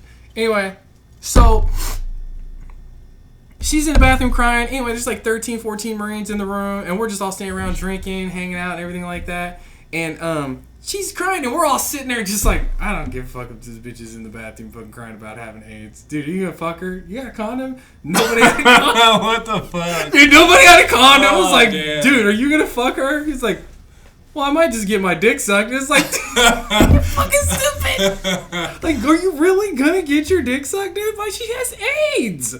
Like, dude, the duty's gonna find out about that shit, dude. They're gonna have to put this shit in the duty book. You know they file that shit, right? He's all like, okay, maybe I won't get my dick sucked. Damn, he's that horny. Dude. You know what I mean? Like, Dude, she's wait. got AIDS. Well, do you got a condom? You know what I mean? No. Well, maybe I'll just do her in the butt. You know what I mean? Like, you can't get AIDS doing her in the butt, right? Like, what the fuck? Dude, look, you don't even know, man. You didn't even know. So, okay. The bitch is in the bathroom crying. Nobody was fucking her. Then the other chick that I had fucked, she had disappeared off into somebody's room after I had smashed. I was like, whatever. This other fucking white girl was over here on the bed. Mind you, you could fit like 4 Marines in this room in terms of like bunk beds and shit, but there was like 14, 15 of us in there. 13, 14, something like that. And Bryant and Shepard, dude, they're both like 6'3", huge ass fucking guys. Okay. Shepler, the chick is on the bed. She's like the chick's like sucking everybody's dick. Everyone's like taking turns getting their dick sucked. She goes and she's like fucking. Shetler's got on a Raiders jersey. Just the girl that you already hit. No, that's another girl. A different girl. She left. That girl. This is a different girl. So Shetler's got on a Raiders jersey, and just the silver white, the white one. Yeah. And no pants on, no underwear. He's No. this country ass white dude, bald.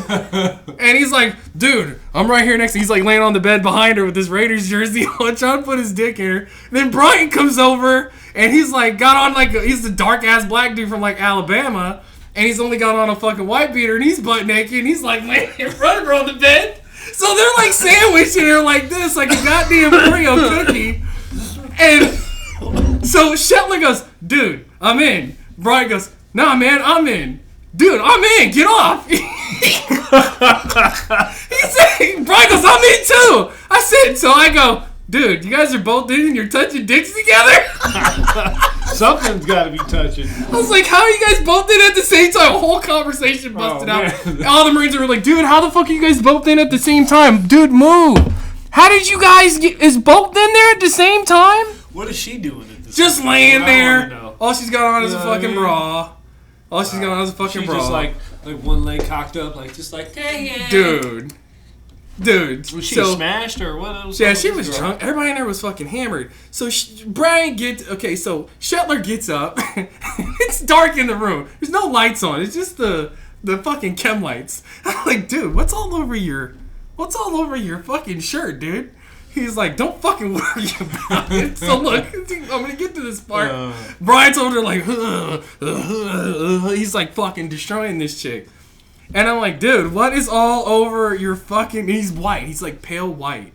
I turn on the light, and he's like covered in... His whole jersey's covered in blood. I'm like, what the fuck? Dude, what did you do? What did you do? And Brian, we go look over at Brian. He's the guy on the white beater. His whole fucking white beater, like down here, is covered in blood. Oh, I'm like, what the fuck is going on? Oh, damn. They done fucked on somebody's goddamn twin-size bed. The twin-size bed ain't got no sheet or cover or nothing on it. That shit is fucking covered in blood.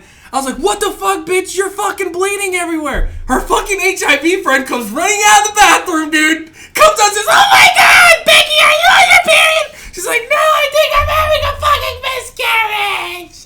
I'm like, what the fuck? I looked at, She's dude. having a miscarriage. I was like, what the, we are so fucked. They're gonna call the MPs. We're done. PMO's coming. I was like, fuck that. So Joseph and fucking Bell grabbed, Joseph passed away. God rest his soul. Take her into the fucking bathroom, and they're like in the shower trying to wash her up and shit, and she sits on the toilet. The fucking two girls, they called the fucking other girl. The other girl comes running back. They lock themselves in the bathroom. Belle and Joseph come out. They're in there for like 30 minutes, and all we keep hearing is fucking the toilet flushing. And it's a pressure toilet. Shh, shh, like that. Not the house toilet. Come back out. I'm like, what the fuck is going on? She had a miscarriage in the toilet. I'm like, oh, what the fuck? Get the fuck out. So we're throwing these bitches out of the fucking room. I was just losing it. Like, dude, whose room is this? And I can't even remember whose fucking room it At was. that point, like when you're having like a barracks party, it's like you don't know where you're at. So, Yeah, I mean, or I don't whose remember room you're in because everybody's everywhere. You know what I mean? All the doors are open. Like, you're strolling in and out. I had no clue. I don't fucking remember whose fucking room that was, but all I know is a mess to clean up. they flipped they bleached the mattress, flipped the mattress. Okay. At least they attempted to clean up. Yeah. And then the chicks left. They just went out into the parking lot in the front of the barracks. And so the duty, I don't know where the fuck the duty was, but we managed to keep the duty quiet. They go out into the fucking parking lot. One of the chicks the chick who fucking had the miscarriage in the toilet goes and runs off and jumps in the concertina wire and gets stuck. The barbed wire. Hold on. The concertina wire where? So we had around the camp, Los Flores 41 area, they had concertina wire around the whole camp. Los Flores 41. Where's that? 41 area, Camp Pendleton. So I'm talking about like, so it's, instead of an open base or having actual regular fences, it just have concertina wire out in the nowhere. Yeah, and Hesco barriers and shit. Really? Wasn't in the middle of nowhere, but I mean, That's interesting. because there are multiple units there. First tanks, first LAR or third LAR. I can't remember which LAR it was. Oh, first Force Recon was there. Anglico's there. 511. Sierra Battery 511 is there. Tango Battery's there. And there's a bunch of fucking units that were there. First Tanks is there. Yeah, we were all there. But the concept was this chick runs out of the fucking barracks room. Dark. Runs out and gets stuck in the fucking barbed wire.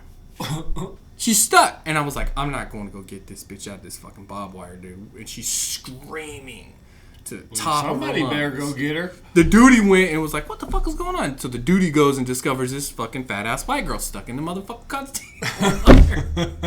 Like, whose fucking bitch is this? This kid brings her back. She's bleeding everywhere. Whose fucking bitch is this?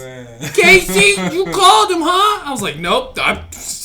Oh, good. She said you called him? No, he kept asking, but she wouldn't shut the fuck up and stop crying. She was hammered drunk. So she couldn't remember shit. You did call him, didn't you? Yeah, I did call him. And then I wasn't claiming that bitch. I was like, look, bitch, you showed up here. You showed up here just to fucking party and shit. And you gonna come over here pregnant? Bitch, what the fuck? You know, that's not, I had no clue. We just called to fucking party and drink and fuck. That was it. I don't know nothing about this extra shit. No shit. Fucking, okay, no shit. PMO shows up, Provost Marshal's office. It's the MPs for the Marines show up. They take her away. Never heard about it again. So is she a civilian? Or Mm-hmm. she probably just took her and had somebody come pick her up. Look, her HIV friend and her other fine ass, half Samoan, half Mexican friend, who I fucked the shit out of that bitch. That bitch is fine as fuck. That bitch, they fucking just jumped in the car and drove off, left her. Did they? Yeah. Oh, when she got stuck? Yeah, they just drove off, Or left when, her. like, they've seen she was about to get hemmed up? No, they drove off before that. Oh, damn. I have no fucking clue where they went. Dude, I never heard Girls from do them that. again. I've seen that a few times. They just abandon each other? Yeah, you know, I've seen, I mean, I've seen it on both sides too, but, you know what I mean? Just kind of skirt off. Yeah, my fucking cousin David had a fucking friend named Marcin from fucking Denmark, and we came down here to Vegas, and my cousin, he got pepper sprayed by a fucking bouncer over at the fucking, the Griffin on Fremont. For some fucking reason, I don't know, went to jail. Marcin had a car, Marcin left, and I'm like standing on the fucking goddamn street trying to figure out how to get my cousin out of fucking jail. And shit, I had to find my way home. Dude, I told fucking David once he got out of jail, I was like, dude, you tell Marcin I'm gonna fuck him up when I see him, dude. Never saw that motherfucker again. How do you abandon your friends and we're all out? You know, if you go to jail, dude, we're trying to get a call of bail bonds and figure out where the fuck you're at. And, you know, are you there yet? What jail did they take you to? Not, oh, I'm fucking going home. Nah, dude, we're coming to get you out of jail. At least that's what the fuck I thought was supposed to happen. Yeah. So. Yeah, I don't know. Like, to be honest, I'm trying to think. I've never been in a situation like that where one person went to jail. Actually, there was when I was in the military. Yeah, we were on our way back from another little town where there was like a little shithole club in the middle of the woods that we were going to. It was just like a real bootleg club. Real ghetto down south shit. But on our way back. There was only one road to go down, you know, back in the country. There's only one road, so they would set up random checkpoints, you know what I mean? Just out Like the in middle of nowhere. DUI checkpoints? Yeah. Or, oh, okay. So you would be riding and there's nowhere to go. You know what I mean? There's no turn off to make. You can't just turn around, you know, because there's one road for miles and miles and miles, and it's pitch dark. Have know you what I seen any DUI checkpoints here in Nah. Vegas? mean? Not for a long time. I've never seen one at all, but they always talk about they got them. Well, they got those random like little DUI van things where they just like I think do random pop up checkpoints, but Yeah, they I've never probably seen do one. them in like high traffic areas. You know what I mean? Like the most trafficked areas. So why they don't do it on the strip? Probably because it would cause too much of a congestion. You know what I mean? Ain't that where everybody drunk at? I mean, people are drunk all over the place. You know what I mean? Don't get me I'm started. sure they do it sporadically or. Like everybody's like, oh, this I don't motherfucker, know. he's so judgmental. I don't I'm drinking know. Heineken 0. Or they just want to alcohol-free. leave the motherfuckers on the strip alone. You know? I remember one time I was on a bike. I was on my fucking R6. And I was cutting lanes on the strip. And fucking 2 dirt bike cops rolled up behind me. Hey, man, you can't do that. And I was like, but you just did. He's like, have a good night. He took off. I was like, okay. But, because they cut lanes to fucking, Yeah, to that's, get to that's me. what I always wonder about. It's like, hell of an oxymoron. Like, you guys will speed to catch me for speeding or something like that. You know what I mean? You'll Like, do some dangerous shit to catch me. Yeah, that makes no sense. But whatever, you know, I think that's one thing, like, you know, the whole defunding the police thing, I think it should be not necessarily defund the police, just stop all the fucking traffic harassment. You know what I mean? Because that's what causes a lot of the shit. All these things are, like, mostly random traffic stuff that gets popped off to the next level. You know what I mean? Like, just stop the random pulling people over for dumb shit. Like, if you want to be a crime fighter, fight crime. You know what I mean? Go fight some crime. Because a traffic stop, a traffic violation isn't a crime. You know what I mean? Like, this isn't I'm not breaking a law. You know, this is some ordinance or some kind of fucking whatever it is. You know, it's not a crime. You know what I mean? It's crazy. Well, I know one thing for certain. Fucking, you go and you're just driving down the road minding your own fucking business, and you get stopped. Now the cop, we know cops do this. They stop you just to see who's in the fucking car. Yeah. You know, they could run the plate and then just stop you to see who's in the fucking car. It seems to me, well, if you don't want any fucking trouble, I mean, why are you instigating? I don't know. To be honest, in Las Vegas, the only times I ever really been like pulled over, like randomly, like when I didn't necessarily think I was doing much wrong, or not being too erratic in any way, speeding overly or anything, would be like late at night or very early in the morning, like, you know, from like midnight on to like, you know, 6 in the morning. I'd just get pulled over for random stuff going or coming from wherever, you know. So Man, that's strange because, man, I've been on the bike and I've been hauling ass at like over 100 miles an hour on the bike and never been stopped. yeah, That's crazy. You ever done that? Gone to R6 and just fucking booked it around that spaghetti ball? I've been. Well, no. I mean, I do tend to get my need for the speed on it, but like I try not to too often because I know, especially like around here, there's like a lot of little speed traps. The little bike cops be around here all the time, especially going back over here where I come from. So it's like them dudes are always back there. So I tend to just kind of, you know, keep it cool. There's certain spots on the freeway, certain places I know there's, you know, places I can get away with pushing it a little bit. But it's like, I don't know, I really just like the way that motherfucker looks. Speaking of, To be honest with you, people like this and that, like, nah, I never hit a track day or nothing like that. But I just like the way that motherfucker looks. It looks fucking cool as fuck. I don't understand track days. Track day is not. Well, I mean, if you're a sport bike rider, like that's your knee, you know, you want to, you know, scrape your knee and get into really fast racing and stuff like that. That's cool, you know what I mean. But that's not what I'm into. You know what I mean? I like riding dirt bikes. You know what I mean? That's where I like getting down at. But when I'm on the street riding, I like riding my R6 because that motherfucker looks badass. You know what I mean? Like, no, it's not, like I said, it's not the most comfortable bike to ride or none of that stuff. Doesn't Especially even if you're matter. not, accustomed to riding that kind of bike, But Do your fucking push-ups. It You'll be looks fine. good. It looks good. Now, once you riding it for a while, you get accustomed to, you build the muscles, the memory muscles of the riding position, and it becomes easier. I just did push-ups and then it feels like nothing. I hear people fucking going, yeah, my back hurts and my spine and everything's like, dude, do some fucking push-ups and shut up. And hand the bike over there and get out of the way. That's great. Shit. There's just, man, I remember when I was on the R6 back in the day, dude. I miss those days. Goddamn, I miss those days. So what are you thinking about now, as far as bikes go?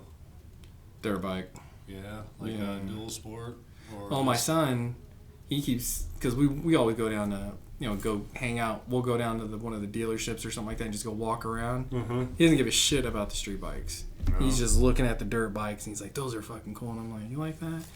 And I'm like, yeah, fucking Seth and everybody else fucking tell me, get a dirt bike. And I'm like, to me it just seems like more of like, if some shit like popped off, like some apocalyptic type shit or whatever have you, you could just bug the fuck out on your dirt bike or whatever have you. You could get a little fucking raggedy trailer and attach that to anything and just pull your dirt bike behind you. You ain't even gotta have a big ass truck, But I was just like, a dirt bike just seems, there's some practicality behind it. Well, when I was talking to my son a couple weeks back when he was over there and we were in the garage, he was looking at my bikes and stuff.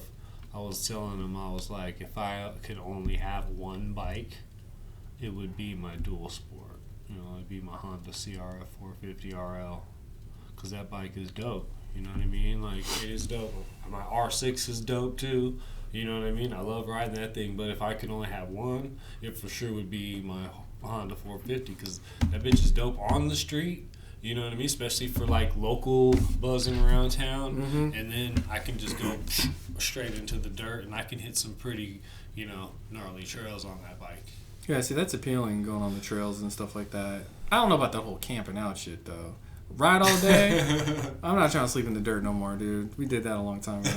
That's why you be going out there sleeping in the dirt on your podcast, and, you got your other videos and stuff. You out there camping. I'm like, no.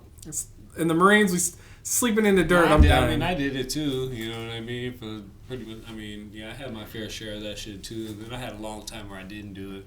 So like when I got a little bit older, I like to have a little bit more comfort, obviously, than I had in the military. So that makes it nice. And then also the fact that you're like doing it voluntarily. You know what I'm saying? Because you know how like you volunteered for the military, but you necessarily didn't want to volunteer to like go sleeping in a fucking tent and shit, or wherever you could get a sleep sometimes. Yeah, but I don't think a lot of civilians know that, man. The military, like I was telling one, like fall asleep standing up. You'd be lucky if you could get inside of a like war-torn building. You know what I mean? Catch a couple get that hours. kind of share, get 20 minutes. Get that kind of shelter. You know what I mean? Like, it actually is like a building. Like, yeah, there might be missing walls over there and stuff. And I'll take it. But there's a ground. There's 3 or 4 walls right here in this area where I could set my mat down and put my sleeping bag down and fucking, I'm not going to get rained on. Like, it's going to, yeah. Yeah, because I didn't ever went to Iraq or nothing, but when we were in Egypt, yeah, we had a couple places we stayed at that were just, I remember one night they had us stand in this place, they were just like these big ass tents that were hella long, but they were made out of like carpets. Oh, we stayed in, hella gaps everywhere, you know what I mean? Because it's like, in that area it doesn't rain often, you know what I mean? So they don't expect it to rain, so we're all like, it was like the first week we were there in Egypt. We were staying in one of these tents, and one night it just fucking started storming, like cats and dogs. And I'm talking about, and then we were on this hill, we were on like this little slant. So it was like, not only was it like leaking in everywhere, but it was like coming in, because it was like a real storm. So eventually it was running down the, like, on the floor, you know what I mean? And then of course it was just a dirt floor with, you know what I mean, carpets and shit. Yeah. So it was just like Turned into a fucking mess. Yeah, it turned into a fucking mess, dude. You're just trying to like get your shit and just trying to like keep everything dry. Dude, whose and then, fucking of course, idea you know, was that? You keep your clothes and all that shit in a wet weather bag and stuff like that. So like that's cool, but all your other shit, you know, because you're chilling, you got your your Walkman or your Discman out, you got all your shit, you know, you're chilling, you know, and then all of a sudden it just starts raining and yeah, it sucked. Man, that sounds all. But then it was nice getting inside. Like I said, when we got inside like some old fucking building that hadn't been used in who knows how long. You know what I mean? They really was like missing walls and stuff, but it was just like you could set your shit up. There's 5, 6 of you in one little room. All had your shit laid out. You know, you're just fucking talking shit all night. You know how it is. Yeah. I remember we had fucking Guardian Angel duty out in Camp Pendleton. We were doing the McCree Marine Corps Readiness Exercise Evaluation or some stupid shit. What the fuck that thing means? And they put me on Guardian Angel, and we had 1 7-ton and just a bunch of random ass Marines from a bunch of random ass units. Just, hey, you go do fucking Guardian Angel. It's like fucking Firewatch. And you just stand out there while these Marines are fucking doing their training and shit. But anyway, we'd all be like congregate in the back of the 7-ton to sleep and shit, and, before they switch us out for duties, and we just sit back there all night fucking laughing, telling jokes, fucking listen. Remember back in the day, fucking CD players and shit? Yeah, Nobody, yeah. You gotta like walk all careful and shit because it's gonna skip. Yeah. Nobody remembers that shit, dude. Fucking kids. I remember I used to take all my CDs and put them on tapes though, because I could get more than one on a tape. You had a tape? You had a fucking tape deck or what? Yeah, I kept the tape. When I went to basic training, I put like all the CDs that I had. I put everything on tape. I put all the CDs that I ever had. When I went to the field, they were all on tape.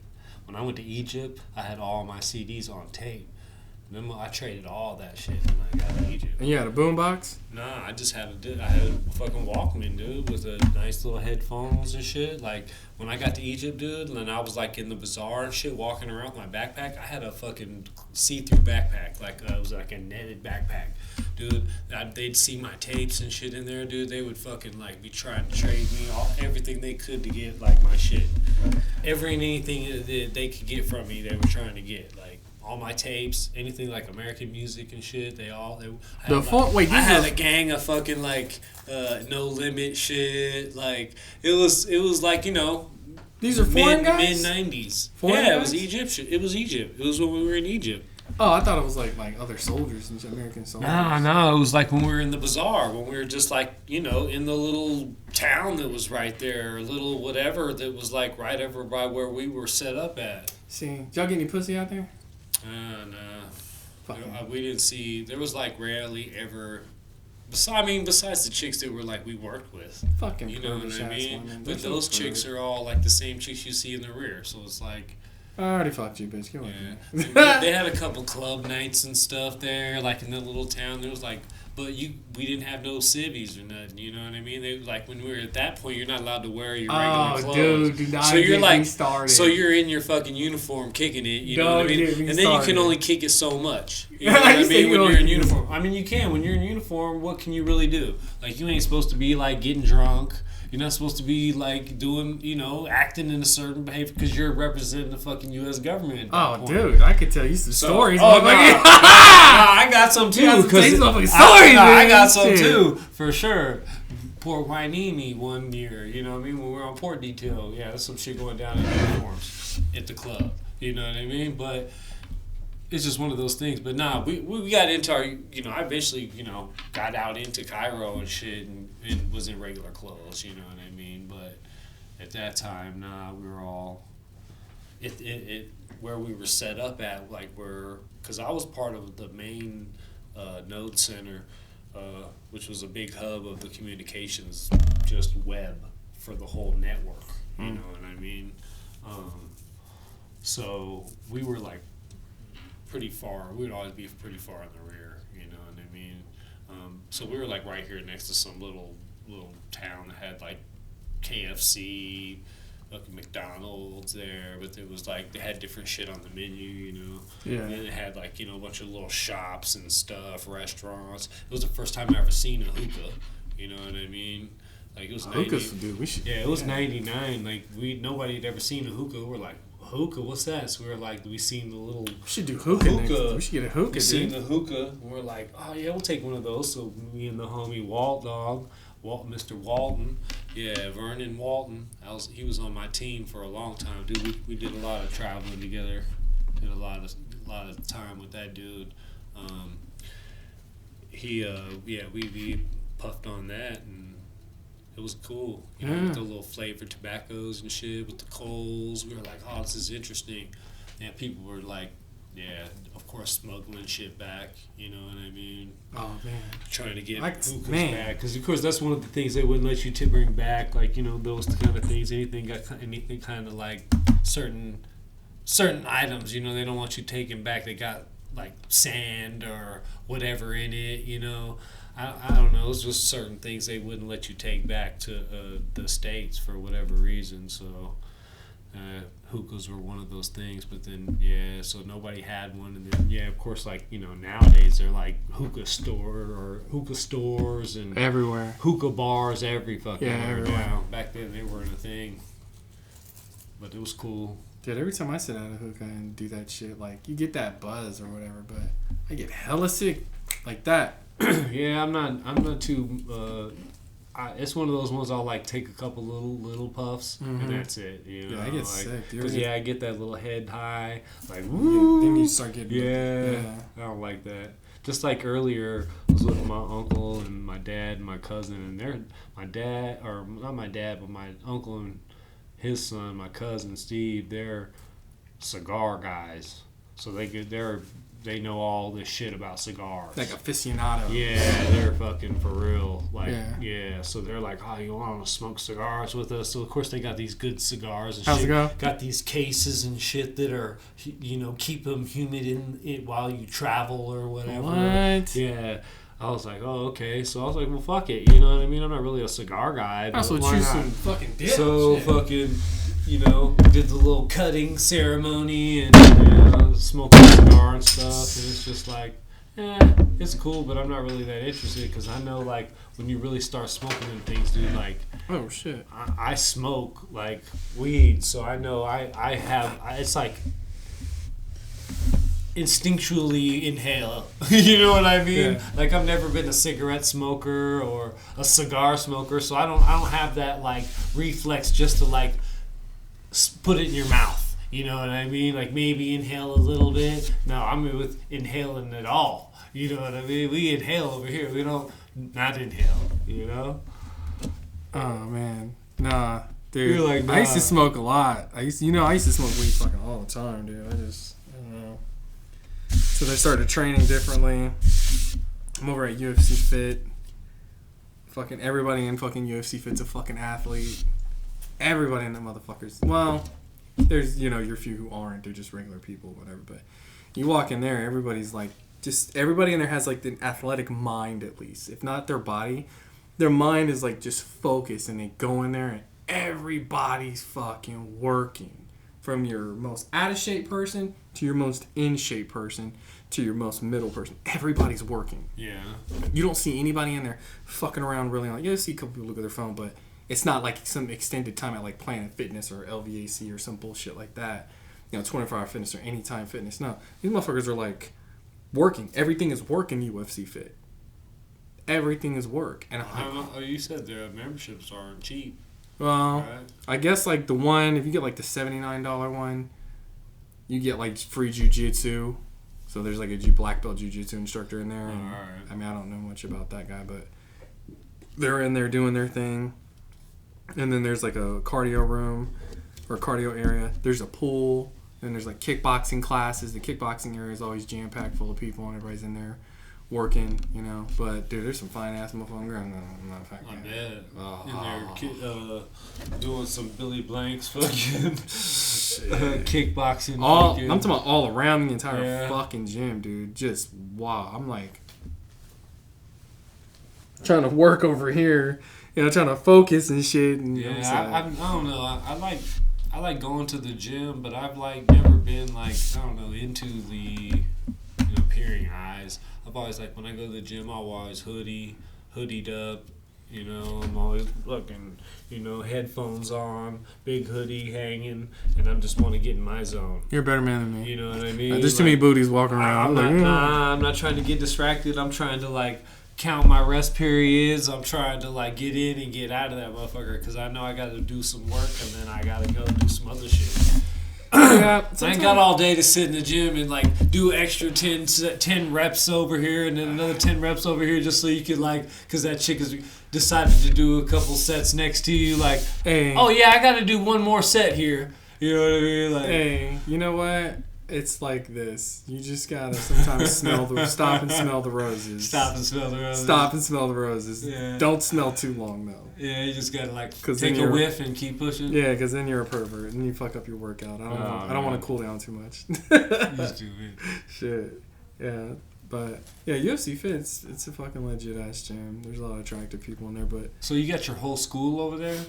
at Las Vegas Fight Club. Yeah. Yeah. So how many people are in your school? I think we're 27 to 30. It depends on if everybody shows up or not.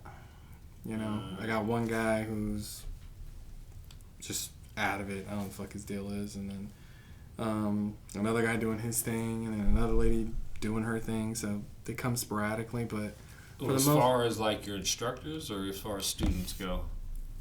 I mean, I'm the head instructor. Everybody like shows up sporadically, but you know, it's hard to get people to commit this time of year around winter time. You know, in the summertime and spring, everybody's there. It's like just everybody's there. Oh, I'm fucking fat. I want to exercise. Yeah, it's got a lot of like family traveling stuff. Yeah, Christmas, Thanksgiving, all that bullshit. And I'm like, okay, well, they're still gonna be there. So, you know, I don't understand. So as being the head instructor, obviously. What?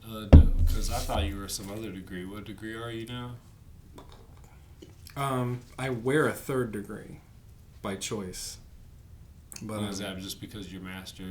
He gave me a 5th degree, but just personally, I don't. Nothing. You're gonna wait till he passes or something before you accept. Yeah, just wait like 10 more years or something because I don't know why. I mean, he's up there in age, anyways, ain't he? Yeah, he's almost 70.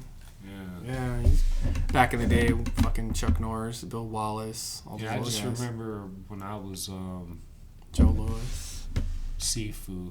Yeah, that was my art master. We called him Sifu.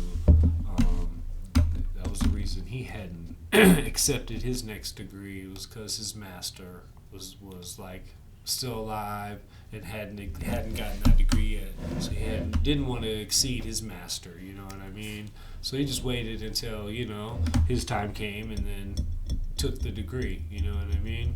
Yeah, I'll strap it on eventually, but just What do you think? It's one of those things. It's like, see, because I don't know. Like with me, like I feel like you definitely gotta walk the walk. You know what I mean? And like you say, to feel it. And definitely, if like you don't feel like you're ready, like really inside, that's like a real noble thing. I think. I haven't been punched in the face enough. Yeah, that's what I'm saying. Because that's just the only way I can put it. I haven't been punched or kicked enough for me to. Because I feel like in a lot of things that I did, like just because I was good at it and I knew a certain amount, that I was given a lot.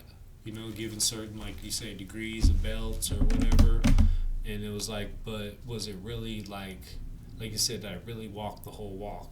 You know, inside, like, I know I didn't really walk the whole walk, so it's like, I want to walk the whole walk myself, you know, and like you said, instead of just taking this degree that he's trying to give me because he thinks I deserve it, like, I'm going to take my time and I'm going to, like you said, take the more years of punching in the face before I'm... Yeah, there's just, you know, I'm fucking 40 years old, and it's just like, there's more shit to learn. Yeah, you got your jiu-jitsu guys, your your straight up mixed martial art guys, your grapplers, your Muay Thai, and then you have your traditional styles, Kung Fu, Karate, so on, Kempo, all that. I do...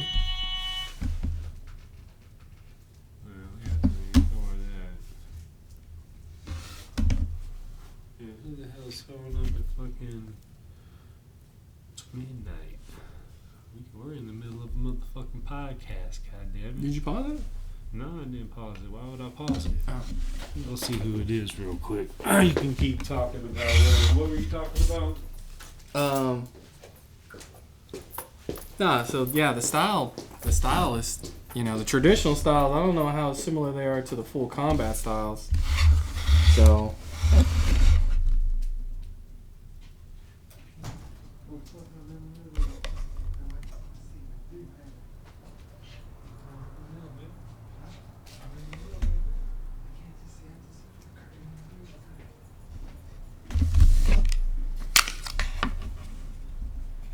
Yo, what up? What up? What's happening? What's happening? All right. I'm gonna be on the next episode. Good luck to you, sir. Oh, all right, B. Good seeing you, brother. Yeah. Hey, y'all smoking you.